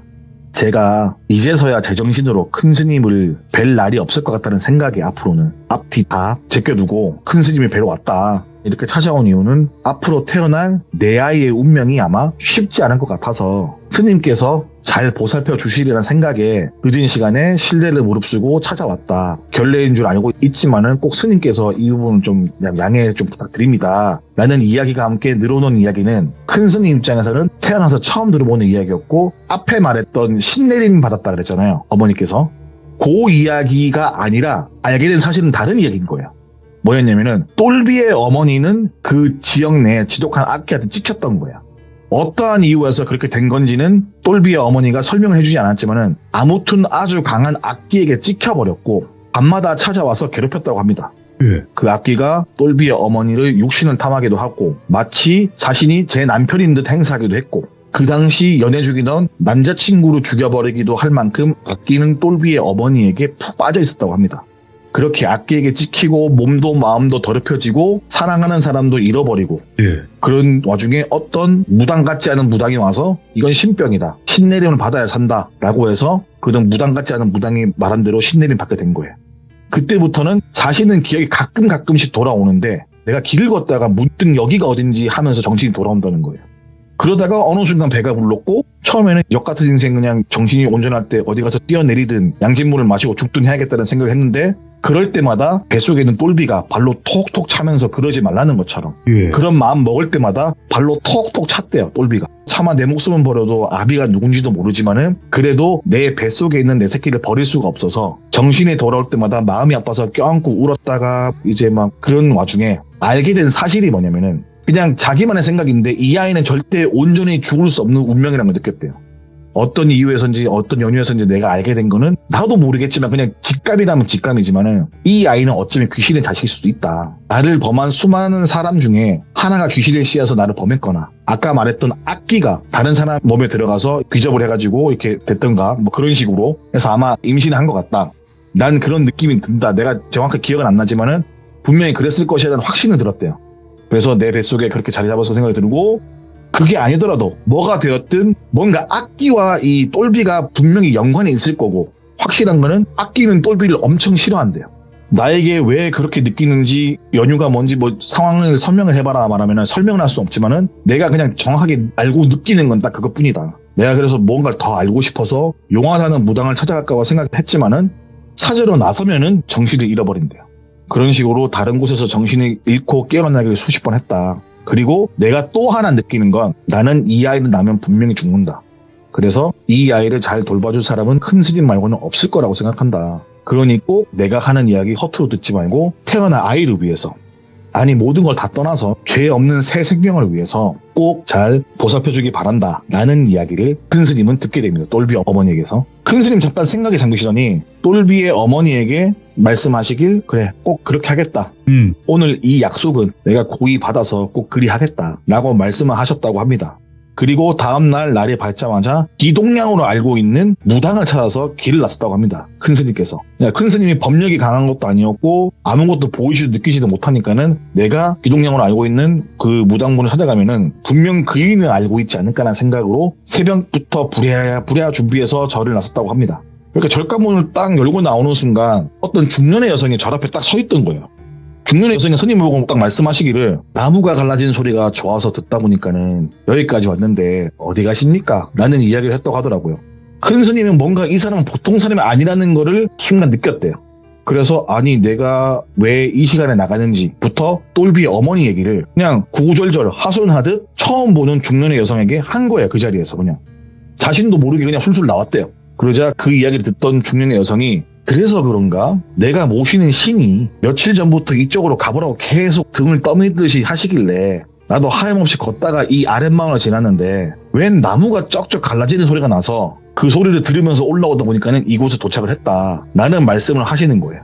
그렇게 하시고 이래저래 통성명을 하다 보니까는 이제 큰 스님께서 기동량으로 찾아가려 했던 무당이 그분이신 거예요. 직접 매시러 가려고 그랬는데 찾아오신 거예요. 너무 신기했대요. 그리고 큰 스님 배용 받아서 그 중년의 무당분께 절로 들어서자마자 눈앞에 마당에 있는 똘비 어머니를 딱 보시게 된 거예요.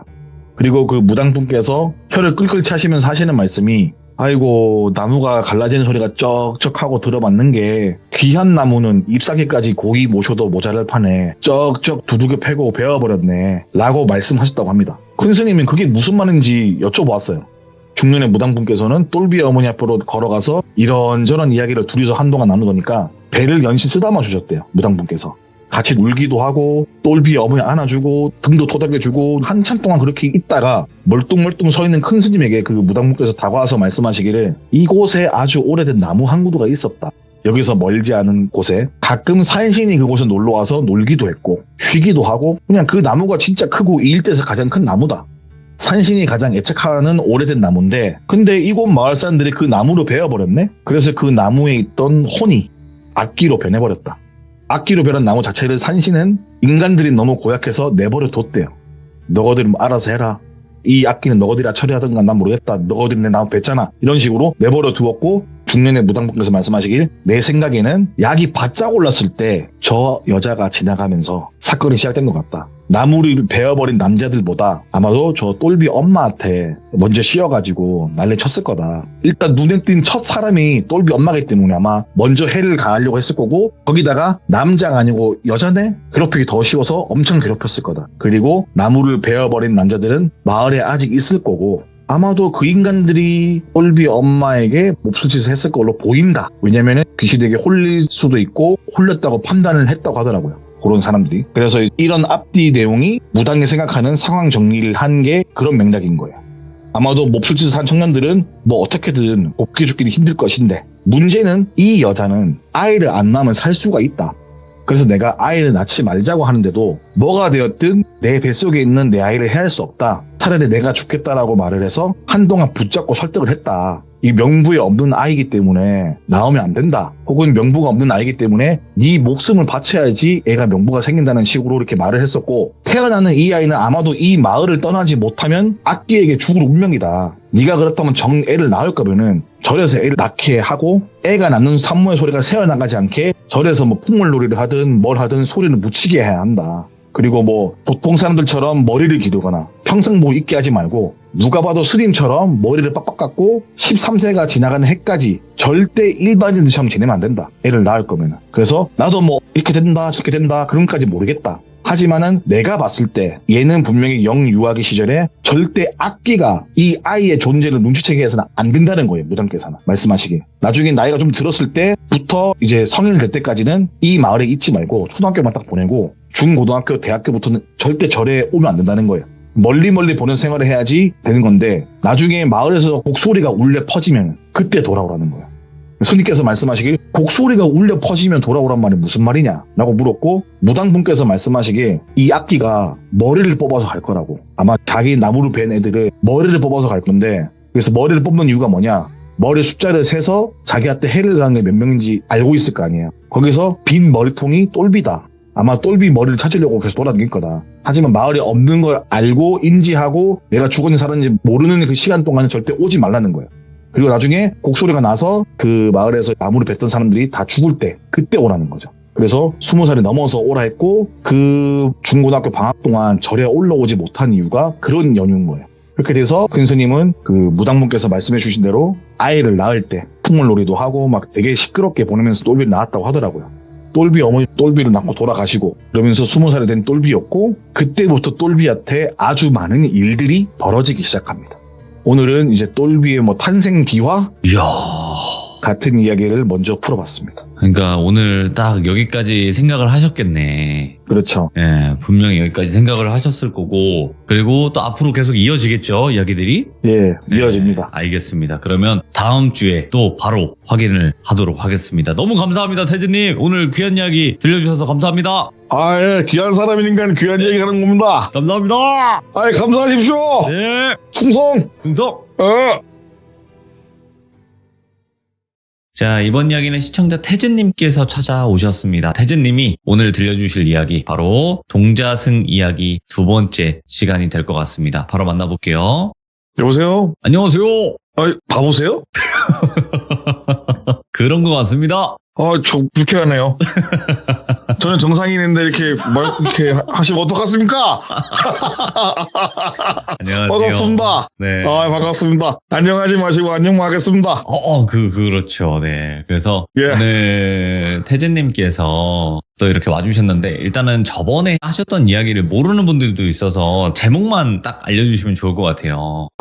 네. 제목은 악기가 낳은 동자승이라고. 그렇죠. 악귀가 낳은 동자승 아니면 귀신이 낳은 동자승 이런 식이었죠. 그렇죠. 네. 그래서 네. 오늘은 두 번째 시간이 될 것 같고요. 바로 두 번째 이야기 출발을 해보도록 할게요. 렛츠가! 길이십니다. 태지예요.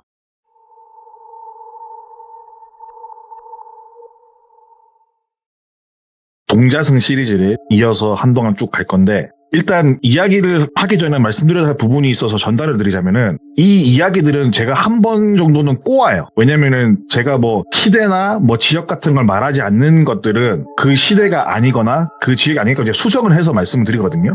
예를 들어서 휴대폰이 없던 시절이지만 휴대폰을 집어넣어서 혼란을 이야기한다거나 그런 식으로 휴대폰 대신에 삐삐를 바꿔서 한다거나 특정을 대부분 할 수 없게 이야기를 꼬아서 하는데 그냥 이야기로만 들어주셨으면 너무너무 감사하겠습니다. 일단 본 얘기를 들어가자면은 왜 악기는 똘비 어머니에게 큰 이유 없이 건드리고 괴롭혔을까? 왜 똘비 어머니는 그렇게 슬픈 운명을 살고 가셨을까? 라는 생각을 이전 이야기 들으신 분들은 느끼실 거예요. 저도 그렇게 느끼고 있고. 그 부분은 똘비 어머니를 찾아왔던 그 중년 무당분 있잖아요. 그 부분을 번외편으로 또 따로 이야기를 해드리도록 하겠고 오늘 이야기 시작점인데 아주 많은 이야기의 몸통이에요. 몸통이고 뿌리 이야기들이 많은데 이걸 다 하나하나 풀어서 한 편 한 편 하도록 할 건데 추가적으로 요 부분은 따로 빼서 얘기하겠다 하는 것들은 제가 이야기 도중에 설명을 또 따로 드리도록 하겠습니다. 아무튼 똘비가 20대 풋풋한 나이로 대학을 입학했을 때의 이야기입니다.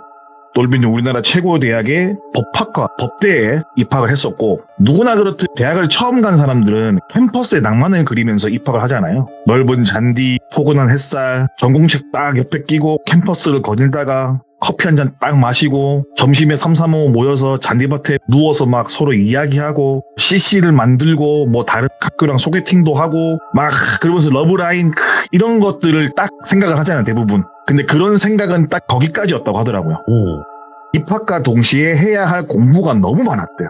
제가 법적으로는 문외한이라 잘 모르는데 법을 공부한다고 하면은 헌법, 민법, 형법 거기다가 더 들어가면 국제법도 있고 노동법, 세법 엄청 많은 법들이 있잖아요. 그런 것들을 공부를 해야 되고 법 말고도 따로 공부하는 부분들이 되게 많다고 하더라고요. 아무튼 자신이 꿈꾸던 캠퍼스의 로망은커녕 소개팅 안 되고 잔디밭을 나가본 적도 없대요. 그냥 무조건 공부만 했다는 시기였다고 하더라고요. 그럴 수밖에 없었고 아무래도 다들 머리만 받고 공부만 하는 게 큰 장기인 동기들인지라 동기들 모임도 거의 제대로 하지도 못하고 그렇게 하루하루 책만 보면서 거의 책이 난지 내가 책인지 모르는 그런 몰아일치의 경지가 돼가지고 책벌레가 되어 정말 남들이 하는 만큼보다 조금만 더 열심히 최소한 하루에 한두 장은 책을 더 본다는 느낌으로 하루하루를 보냈다고 합니다. 그렇게 대학생을 하다 보니까 재미가 없잖아요. 재미도 없고 내가 대학까지 와서 이렇게 공부를 열심히 해야 되나 생각했지만 자신의 꿈이 있잖아요. 그래서 좀 더 열심히 하면서 그렇게 하루하루를 보냈다고 합니다. 그러던 와중에 한 통의 연락을 받게 돼요. 큰 스님이 입적을 하셨다는 통보를 받게 됩니다. 큰 스님이 아주 노쇠하신 건 아니지만 그래도 어느 정도 연세가 있긴 하셨지만은 불과 몇 달 전까지만 해도 배웠을 때 되게 정정했잖아요.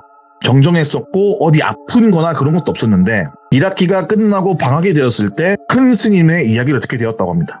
똘비 입장에서는 부모님이랑 거의 다름없다고 생각했던 큰 스님이 입적에 드시니 불이 나게 절로 뛰어갔대요. 절로 뛰어가서 다른 스님들을 보면서 인사를 하는데 스님들은 똘비를 보고 놀라기 바빴대요.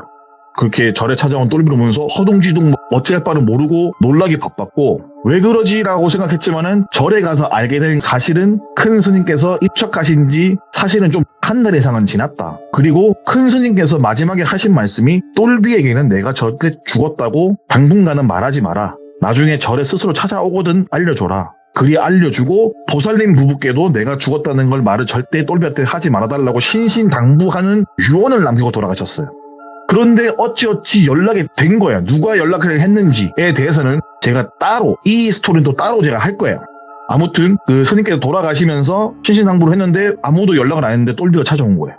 그래서 절에 다른 스님들께서는 어안이 벙벙할 수밖에 없는 거죠. 아니 아무도 연락을 안 했는데 어떻게 큰 스님이 돌아가신 걸 알고 왔냐. 똘비 또한 연락을 받은 건 분명한데 그때 느낀 거는 확실한 거는 처음 들어보는 목소리의 전화였어요. 이걸 알려준 사람은 내가 늘 들어왔던 스님들 목소리가 아니라 처음 들어보는 사람이었지만은 일러준 대로 절에 왔는데 곰곰이 생각해봐도 맞는 것 같아요. 처음 들어보는 사람 목소리였대요. 여기에 지내시는 스님들이 그리고 새로 오시거나 뭐 다른 곳으로 가신 스님들을 제외하더라도 내가 모르는 목소리 스님이 연락을 받고 내가 왔다? 분명히 이상하잖아요. 분명 자신의 연락을 받았지만 생각해보니까는 그 스님이 누구였지? 그러고 보니 처음 들어본 목소리인데 나는 왜 그걸 인지를 못했지 그 당시에? 라는 생각이 있는데 이 부분은 따로 제가 빼서 말씀드리도록 하겠습니다. 그렇게 제대로 임종도 지켜보지 못한 죄스러운 마음에 그리고 뭐 다시는 큰 스님을 볼 수가 없다는 생각에 가슴이 메어지고 막 슬프잖아요. 펑펑 울면서 큰 스님을 그렇게 기리면서 보내드리게 되었다고 합니다. 그날 하루는 정말 너무너무 슬픈 하루를 보내다 보니까는 어둑어둑한 저녁이 되었대요. 눈물을 훔치면서 다른 스님들과 이런저런 이야기를 하면서 저녁이 되었고 몸도 피곤하고 마음도 피곤하고 그러다 보니 절에서 하룻밤을 보내기 위해서 전에 자신이 쭉 지냈던 방으로 이동을 했고 헛헛한 마음을 제대로 추스리지도 못한 상황이다 보니까는 잠이 제대로 올 리가 만무하잖아요. 아무리 몸이 피곤하고 하더라도 그렇게 있다 보니까 누워있지도 못하고 구석에 쭈그려서 큰 스님과의 추억을 생각하면서 하염없이 눈물만 뚝뚝 흘리고 있었대요. 뚝뚝 흘리고 있는데 주변에 어둠이 짙게 깔린 사찰이고 이따금씩 부는 바람 소리만 행하게 불어닥칠 고요한 분위기였는데 그 고요함이 불편했던 건지 아니면 뭐 다른 걸 느낀 건지 순간 똘비는 울음을 멈추고 방문을 쳐다보게 되었다고 해요. 들어오는 문을. 근데 여기서 말하는 방문은 우리가 흔히 절에서 볼 수 있는 그런 문 있잖아요. 나무문 같은 거 한지가 발린 그런 문이었고 나무문 바깥으로 쉽게 말하면 우리가 신발을 신거나 할 수 있게 작게 앉을 수 있는 문턱 같은 게 있잖아요. 한옥들을 보면은 그런 부분에 마치 거기에 누가 걸터앉는 느낌 들었다고 해요. 어둠이 짙다 보니까는 실루엣이 크게 보인다거나 그런 건 없었는데 분명 밖에 누가 앉아서 내 방을 바라보고 있다 라는 정도의 느낌은 가지고 있었다고 하더라고요. 그런 느낌이 들었대요.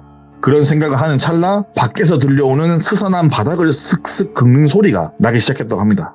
근데 자세히 듣다 보니 느껴진 거는 이 슥슥거리는 소리가 자신이 묵고 있는 방 주변을 빙글빙글 돌면서 슥슥 소리를 내면서 마치 강강수월래 하듯이 방 주변을 쓱쓱 소리를 내면서 돌고 있는 거예요.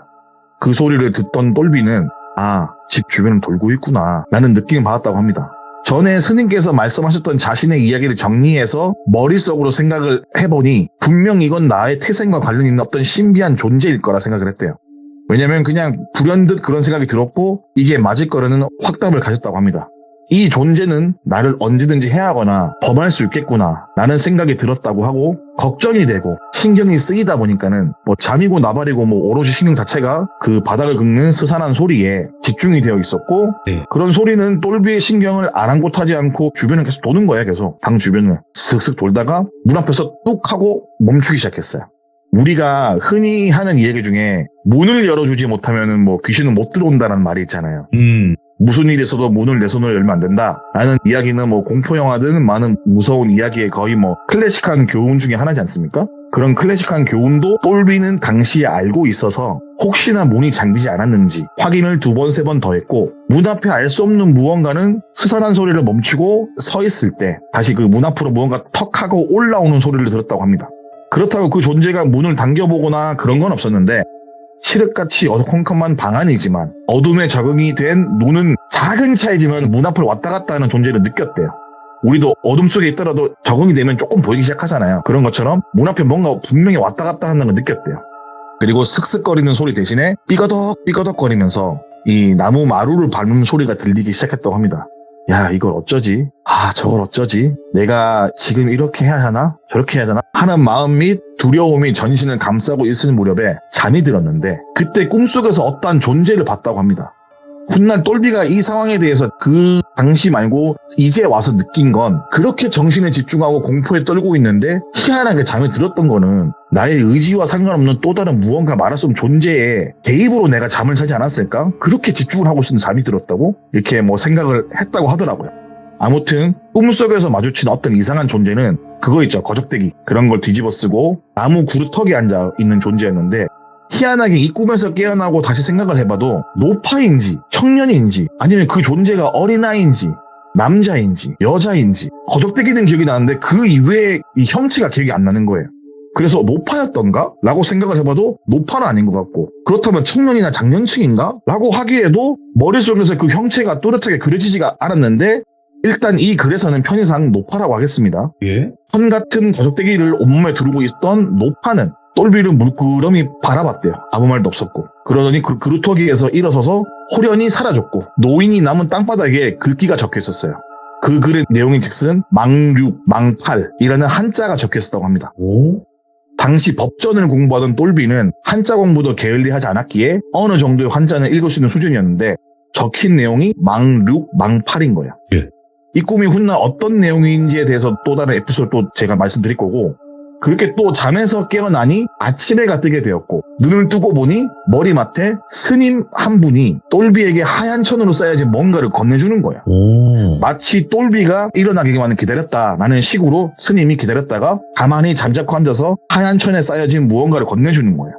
방금 잠에서 깬 똘비한테. 그러면서 스님이 하시는 말씀이, 이 하얀 천에는 큰 스님께서 꼭 네가 오면은 전해주라고 했다면서 소중하게 간직하라고 이렇게 건네주었고, 간밤에 꿈도 꿈이지만은 큰 스님이 남긴 유산 같은 하얀 천에 쌓인 무언가를 받게 되었고, 그 무언가를 받으면서 되게 좀 마음이 또 슬펐대요. 스님께서는 또 이렇게 나를 챙겨주시는구나. 아무튼 그렇게 절에서 이상한 꿈은 꾸었지만 스님께서 주신 유산 같은 것도 받았고, 다른 스님들은 절에 오래 있으면 안 된다면서 똘비에게 하산을 하라고 말을 했다고 합니다. 며칠을 더 지내고 깊은 마음이 되게 굴뚝 같았지만은 아무래도 뭐 스님들이 괜히 이런 말씀 하시는 게 아닐 거라는 생각에 절에 조금 더 있고 싶은 마음을 억누르면서 절을 내려와서 집으로 왔다고 합니다. 그렇게 금스님이 입적하신 다음에 큰일 없이 1년이 지났어요. 1년이 지나 다시 여름이 찾아왔을 무렵, 여느 대학생들과 다를 것 없이 이제 대학생을 하고 있던 똘비는, 조금 더 공부를 많이 하는 똘비는 갑자기 라이프가드 자격증이 따고 싶다는 생각이 들었다고 합니다. 너무 책만 보고 운동은 거의 하지 않았지만은 그래도 매일매일 운동 삼아서 빠지지 않고 했던 게 수영이었다고 해요. 대학교 내에 수영장도 있어서 공부도 중요하지만은 건강도 챙긴다는 말에 수영은 하루도 빼먹지 않고 매일매일 해왔기에 전공 외쪽으로, 다른 쪽으로 자격증이라도 따고 싶은 마음이 있었는데, 막연하게 공부를 하고 뭐 막연하게 시험을 보고 그런 것보다 내가 수영을 좀 곧 잘하니까 라이프 같은 것 뭐 자격증을 따볼까? 라는 생각을 했다고 합니다. 지금은 어떤지 몰라도 똘비가 그 라이프 카드를 따야겠다고 하던 시절은 뭐 인터넷 신청하고 뭐 그런 것보다 뭐 해양 스포츠학과라던가 혹은 지역 내에 있는 뭐 전문 시설을 방문해서 전화로 접수를 하거나 뭐 그렇게 했다고 하더라고요.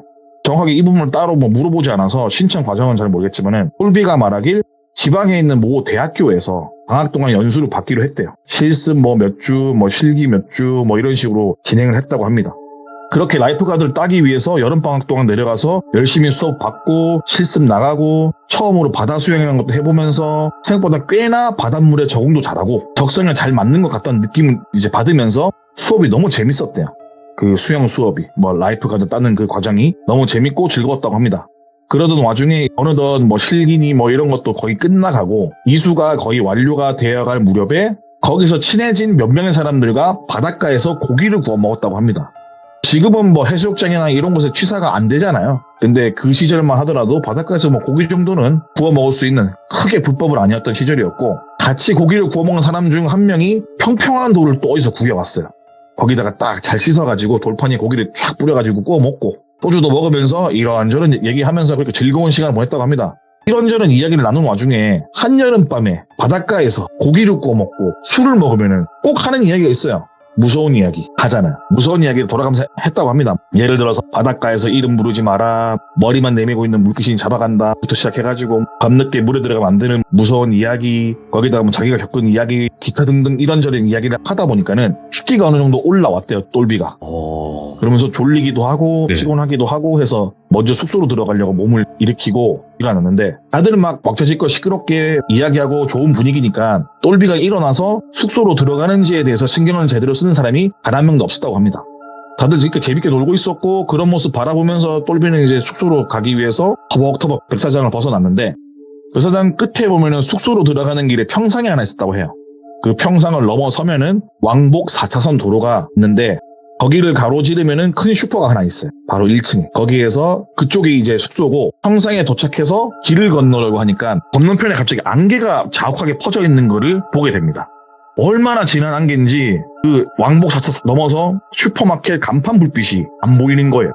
그러니까 뽀얗게 불빛만 보일 뿐 글씨가 안 보이는 거예요. 바로 앞에 있는 건데도. 그만큼 엄청나게 자욱하게 퍼져 있었다고 하는데 바닷가에서 살아보신 분은 아시겠지만 이런 해무가 끼는 거는 여름철에 좀 자주 있어요. 저 또한 집 근처가 바닷가다 보니까는 이런 자욱한 해물을 많이 봤는데 저도 이런 해물 안다 라고 말은 했지만 똘비가 말하길 네가 봤던 그 어떤 해무보다 더 진했다 라고 난 자신있게 말할 수 있다라고 말할 만큼 정말 진했다고 합니다.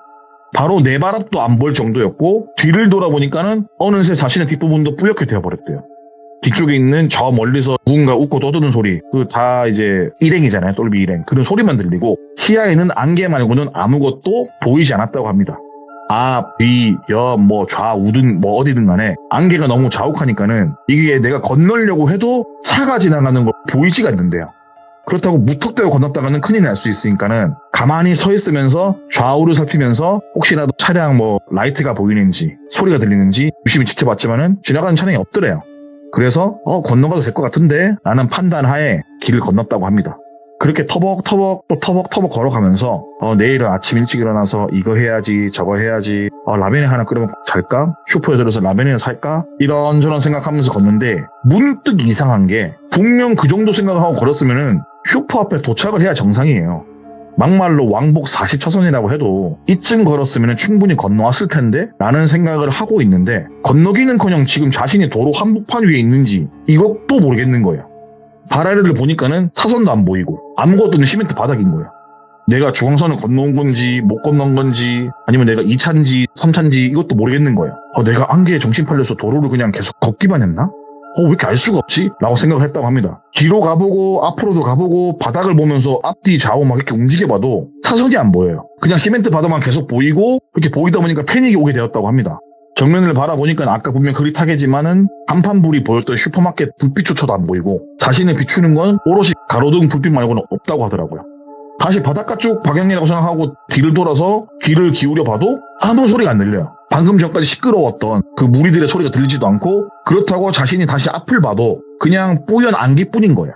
앞으로 나아갈 수도 뒤로 돌아갈 수도 그렇게 아무것도 할 수 없는 난처한 상황에 처했을 때 가만히 귀를 기울여 보니 어딘지 알 수 없는 많이 멀지 않은 듯한 그런 거리에서 맨발로 터벅터벅 뭔가 걸어오는 소리가 천천히 똘비 쪽으로 다가오는 걸 듣게 되었습니다. 그 소리가 빠르지도 않아요. 그냥 천천히 터벅터벅 걸어오는 발걸음인데 굉장히 뭔가 불쾌하고 기분이 나빴다고요.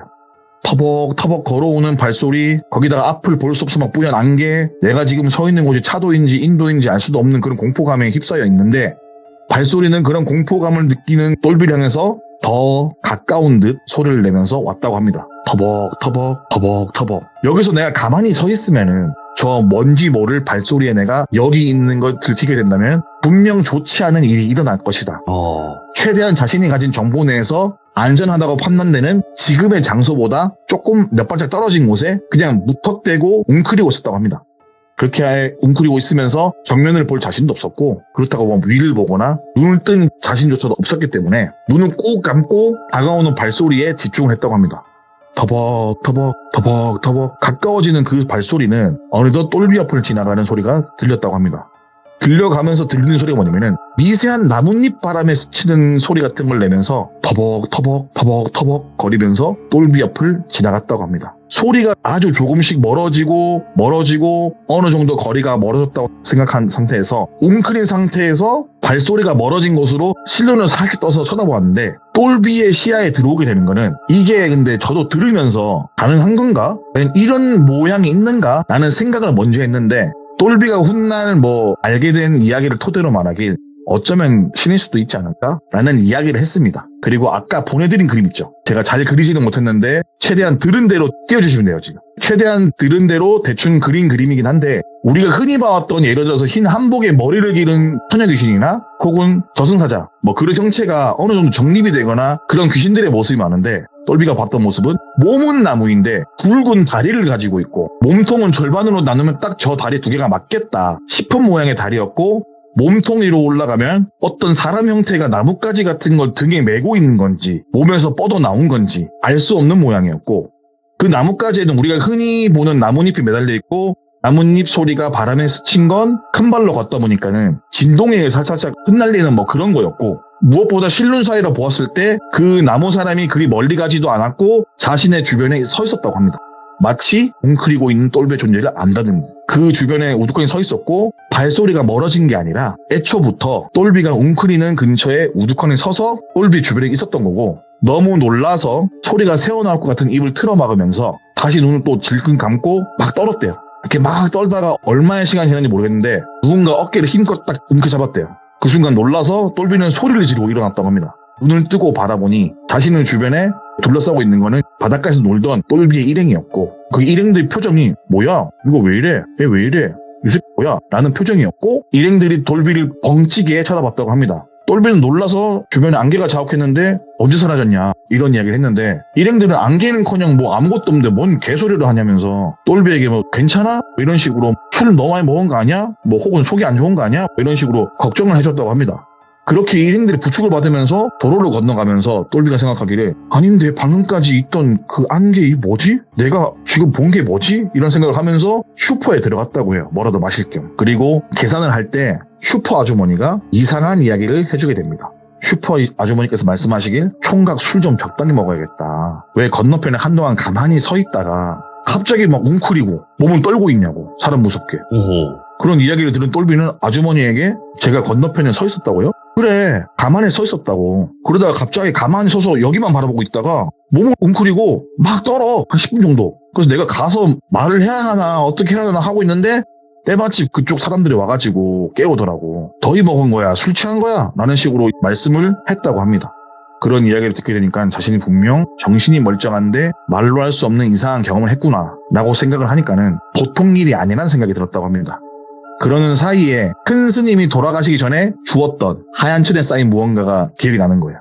앞에 제가 설명을 안 드렸지만은 이 물건을 주신 스님께서 말씀하시길 큰 스님께서 말씀하신 건데 네가 이상한 무언가를 보기 시작하면은 꼭 이 하얀 천에 쌓인 물건을 꺼내서 보라는 큰 스님의 유언이 있었다. 그러니 네가 무슨 일이 생기면은 이 천은 꼭 열어서 보도록 해라. 그리고 이 물건은 꼭 항시 네가 지니고 다녀야 되는 물건이다. 라는 말씀이 기억에 나게 되었고 숙소에 부랴부랴 올라가서 가방을 뒤져서 그동안 열어보고 싶었지만 꼭 참아왔던 흰색 천을 둘둘 풀어서 보니 조그마한 공책이에요. 공책 같은 건데 공책을 열어보니 어떤 것에 대한 이야기가 적혀있는 거예요. 그 적혀있는 걸 그 긴 글을 다 옮겨 담을 수는 없으니까는 정말 줄여서 간단하게 말씀을 드리면은 귀목에 대한 적힌 내용이었고 귀목이 나타난 시점부터 똘비가 해야 할 주의사항 이런 게 적혀있었다고 합니다. 모든 내용을 말씀드리기보다 일단 간단하게 말씀을 드리면은 산에 올라가지 마라, 안개 낀다는 밖에 나가지 마라, 가끔은 익숙한 것도 의심해라, 몇 월 며칠에는 어디 가서 뭘 해라 등등 몇십 가지 항목이 주로 적혀 있었고 그걸 유심히 읽다가 자신의 상황에 맞다고 느낀 거는 2번이 있잖아요. 2번에 안개 낀 날 밖에 나가지 마라 있었고 거의 글귀 끝 무렵에 있던 거는 처음으로 네가 말로 설명할 수 없는 존재를 보거나 만지거나 듣거나 느끼게 되면 아래에 적힌 주소로 꼭 방문을 해라. 돌비시 귀족군 레츠동 1-1번지에 가면은 너에게 이 모든 규칙 및 조언을 해주실 분이 계실 거다. 거기로 꼭 가도록 해라. 라는 글귀가 있었고 그 글을 읽고 나서 얼마 지나지 않아 연수를 모두 마치고 나서 똘비가 거기로 향했다고 합니다. 거기로 향하기 위해서 거기로 가는 버스를 타고 이동을 하게 되었고 똘비가 원래 살던 데보다 꽤나 먼 거리이기도 했고 무엇보다 멀미가 조금씩 나기 시작했다고 하더라고요. 왜 그랬냐면은 생각이 많아진 거예요. 사실 출생, 절에서 길러진 거, 큰 스님, 그리고 며칠 봤던 거, 공책, 귀신부터 해가지고 이게 말로는 설명이 안 되는 이 형상들, 그리고 이게 맞는 건지, 내가 홀린 건지, 아니면 뭔지, 나무 귀신 뭔지, 이게 뭐가 이런 잡생각들이 계속 나니까는 머리가 너무 아픈 거예요. 그날따라 또 버스 운전 기사님께서 운전을 험하게 했던 건지, 그래서 멀미 기운이 있던 건지, 아무튼 속도 안 좋고 하는 가운데 그 모든 걸 잊기 위해서 잠에 들었다고 합니다. 어느 정도 잠에 들었을까 차가 멈춰선 것 같은 느낌에 잠에서 깬 똘비는 잠이 덜 깼지만 휴게소인가? 라는 생각에 밖을 바라봤대요. 밖을 바라보니 휴게소에 도착한 것처럼 휴게소 쪽에 주차장에 버스가 서 있는 거예요. 그래서 휴게소구나 라는 생각에 잠깐 나가서 바람 좀 쐬야겠다 라는 생각에 버스 앞을 바라보니까는 정차한 지 시간이 좀 되었는지 기사님부터 해가지고 몇 안 되는 승객들이 아무도 안 보이는 거예요 자리에. 그래서 내려서 그냥 바람 좀 쐬야겠다 하면서 내려서 터벅터벅 걸어가는데 문득 또 느낀 게 뭐냐면은 지금 밤이 아닌데? 지금 늦어봤자 오후인데? 그러면서 밖은 어둠이 짙게 깔려 있었다고 해요. 분명 내리기 전까지는 휴게소가 보였고 버스에서 내려서 걷다 보니까는 그 생각이 든 거예요. 그래서 라는 생각과 함께 휴게소를 바라보니까 얼마 전이랑 똑같은 짙은 안개에 둘러싸이게 되는 거예요. 일전에 경험했던 일이라 앞으로 나아갈 수 없고 재빠르게 길을 돌아보니 버스까지는 아직 안개가 안 퍼진 거예요. 불이 나게 버스 뛰어갔다고 합니다. 뛰어가면서 뒤를 흘낏 보고 좌우도 흘낏 보니까는 일전에 들었던 나무 귀신 같은 녀석은 당장은 보이지도 않았고, 버스에 올라탄 뒤에 창밖은 연씩 바라보면서 주변에 뭔가 있나 둘러보았다고 합니다. 그러다가 멀리서 터벅터벅 거리는 소리가 꽤나 크게 나기 시작했고, 소리가 들리는 방향으로 고개를 돌리니까 버스 앞쪽이에요. 버스 앞쪽 휴게소 방향에서 뭔가 걸어온 소리인 거예요. 거기다가 가만 생각하니 앞문이 열려 있어요. 앞문이 열린 걸 인지한 순간부터 불이 나게 버스 앞쪽으로 막 뛰어가서 문을 닫으려고 했대요. 근데 버스 기사가 아닌 이상 일반 사람들은 버스 문을 닫는 법을 잘 모르잖아요. 그래서 운전석에서 이것저것 막 눌러봤대요. 어느 게 문이 닫히는 건지 막 찾고 있는 똘비였는데, 그 와중에 일전에 보았던 그 큰 나무 형상의 사람이라고 해야 될지 뭐라고 해야 될지 모를 것이 근처에 거의 도착한 거예요. 그 모습에 넋이 나간 상태에서 무심코 건드린 버튼 하나가 앞문을 닫는 버튼이었고, 그렇게 문이 닫힌 상태에서 안으로 들어오지 못한 그 나무 귀신은 버스 주변에서 이리저리 막 움직이는 거예요. 들어오고 싶어가지고. 근데 무엇보다 겁에 많이 질려버린 똘비는 자리로 다시 돌아와서 몸을 웅크리고 눈을 막 감으면서 이건 꿈이다, 이건 꿈이다, 이건 꿈이다, 이건 꿈이다 수도 없이 대뇌었대요. 그렇게 대뇌고 있는 순간 누가 똘비를 깨웠대요. 손님, 손님. 그런 소리에 목소리 듣고 눈을 뜬 똘비가 보게 된 거는 되게 당황해하는 버스 기사였대요. 돌비시에 도착한 버스는 이미 똘비를 제외한 모든 승객이 내린 뒤에 아직까지 안 내린 똘비를 깨우기 위해서 기사님이 오신 거예요. 연신 흔들어 깨웠던 거고, 방금까지도 나무 귀신에 쫓기던 모습은 온데간데 없고, 똘비는 그렇게 정신을 차리고 버스에 내렸다고 합니다. 현시보다 더 생생한 꿈을 꾼 거잖아요, 지금. 똘비는 또 느끼는 게 이게 무슨 일이지? 이게 현실이야? 지금도 현실 맞아?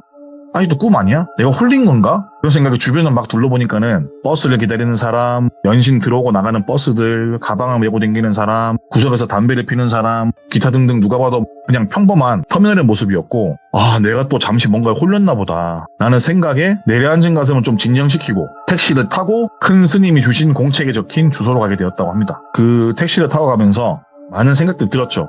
내가 도대체 꿈이 뭐지? 꿈이 맞나? 현실인가? 뭐지? 또 이런 생각을 또 하염없이 하다가 도착해서 내린 곳은 내리자마자 느낀 게 뭐였냐면 여긴 또 뭐야? 라는 생각이 들었다고 합니다. 바닷가에 위치한 작은 집이었는데 그 주변에는 포크레인들이나 뭐 이런 게 쌓여있고 막 연신 공사를 하고 있는 분위기였고, 뒤로는 업한장, 그리고 배들이 들락날락거리는 작은 항구도 보이고, 똘비가 내린 위치의 집은 그 아래를 볼 수 있을 만큼 고지대였고, 근데 그 집 아래로는 진짜 공사 현장부터 시작해서 업한장, 항구 뭐 그런 느낌이었는데, 그 집 뒤로는 논밭이고 전부 깡시골이었대요. 택시를 타고 오면서도 한참 동안 논밭을 달리다가 덩그러니 집 한 채 있는 곳 내렸는데, 내려서 아래 내리막길을 보게 되니까는 바쁜 현대사회가 쫙 펼쳐져 있는 거예요. 뭔가 되게 이상한 기분이 들었대요. 뭔가 뭐랄까 그냥 경계선 같은 느낌? 여기랑 이 집을 넘어서도는 현대고 이 집 뒤에는 약간 과거에 머문 그런 느낌을 받았다고 하더라고요. 그래서 뭔지 모를 이상한 기분이 들었지만은 아무튼 그런 광경을 뒤로 하고 나서 공책에 적힌 주소의 집 대문을 노크를 하기 시작했다고 합니다. 한 두세 번 노크를 하니까는 안에서 들리는 목소리는 문 열렸다, 들어오세요 였고, 대문을 살포시 열고 들어가니까는 집 안에 계시던 건 왠지 모르겠지만 큰 스님께서 일전에 말씀하신 어머니의 산파를 도와주셨던 무당분인 것 같은 거야, 느낌이. 그분께서 똘비를 보자마자 환하게 웃으면서 마치 올 줄 알았다는 듯이 일단 밥부터 먹어야지 라고 환하게 웃어주시는데, 그냥 처음 뵙는 분이고 이야기로만 전해 들었지만은 그것도 많이도 아니에요. 한 번 들었던 그분인데 뭔가 그분 같은 거야. 그 무당분 같은 모습에 뭔가 되게 뭉클했고, 그 순간만큼은 똘비가 부르듯 든 생각이 뭐냐면은 안 죽을 것 같다, 살 것 같다 라는 생각이 들었다고 합니다. 근데 웃긴 거는 자신이 단 한 번도 내가 죽을 것 같다는 생각을 해본 적이 없었대요, 그때까지 살아오면서. 근데 그냥 그 순간 그런 생각이 들었다고 합니다. 그러면서 자기도 모르게 눈물이 왈칵 쏟아지는데, 그 모습을 본 무당분께서는 그래 다 안다, 네가 어떻게 사는지 다 알아 라고 말씀하셨고, 그렇게 똘비를 데리고 집으로 들어가면서 오늘의 이야기 악기와의 전쟁 1편을 이렇게 마무리를 해보도록 하겠습니다. 근데 제가 짧은 이야기로 보너스 느낌으로 한번 이야기를 한번 또 풀어보자면은, 나중에 똘비가 나이를 먹고 현재 지금 2026년이죠 25년 겪은 건데, 현재는 이제 한량 저보다 좀 나이가 있으신 분인데, 한량처럼 뭐 마땅한 직업도 없이 산에 들어가서 뭐 나물도 채취하고 버섯 같은 거나 장내삼 뭐 이런 걸 키우시고 산을 뭐 산 건지 빌린 건지 모르겠지만은 그렇게 산에서 지내시는데 어느 날도 다를 것 없이 산에서 지내시는데 하루 중에 가장 중요한 게 뭐냐면은 정말 중요하고 안 빼먹는 일이 있어요. 그게 나체로 하는 일광욕이라고 합니다. 해가 중천에 딱 뜨면은 집 뒤쪽에 있는 평상에 누워서 알몸으로 몸을 이리저리 굴려가면서 10분에서 많게는 20분 정도 일광욕을 하시는데 어차피 주변에 이쪽으로 올라올 사람도 없고 길도 없고 내려올 사람도 없다 보니까는 그렇게 지내시는데 그날따라 뭔가 시인 건지 고생했던 건지 그만 잠에 들었다고 해요. 그러다가 저녁에 깨어났다고 합니다. 이제 해가 다 지고 어두컴컴해졌는데 눈을 떴다고 하더라고요. 그리고 눈을 뜨고 어둠이 깔려있고 지금도 그 똘비가 절대로 하지 않는 건 늦은 밤에 나가지 않는 것이라고 합니다. 절대 안 나가는데 그 어두운 환경에 노출이 되어 있잖아요. 등골이 이제 오싹오싹하죠. 그래서 부랴부랴 옷을 들어서 들고 나와서 평상을 벗어나 집으로 막 뛰어갔대요. 막 들어가는데 그렇게 가다가 주변을 막 둘러봤대요. 보게 된 건 뭐냐면은 조용한 산골에서 누가 시끄러운 똘비잖아요 지금. 막 부식대니까는 무성한 나무 풀 사이로 수많은 머리가 튀어나오더래요. 막 나무에서 그 풀 사이로 막 튀어나오더래요. 머리들만. 그러면서 똘비가 가는 방향 계속 쳐다보는 거예요. 그 머리만 있는 것들이. 그러면서 그 모습에 질린 똘비는 집으로 막 뛰어가는데 정체 모를 산깨씨 같은 놈들이 소리가 나니까는 신나서 쫓아오더래요. 똘비 쪽으로. 그래서 놀래가지고 더 빠르게 달려서 방문을 닫고 들어갔다고 합니다. 숨을 고르고 놀란 가슴을 진정시키고 있는데 들리는 소리가 맛있겠다 라는 소리였고 나지막히 다른 편에서 들려온 소리는 제일 맛있을 것 같은데 라는 대답이었다고 합니다. 나중에 자신 있던 산에서 여러 가지 이야기가 옛부터 내려오는 게 있었는데 똘비가 지내는 산에는 객귀 있죠. 객귀. 유독 많기로 유명하대요. 그 산이. 그래서 밤늦은 시간에 동네의 사람들도 밖으로 잘 안 나간대요.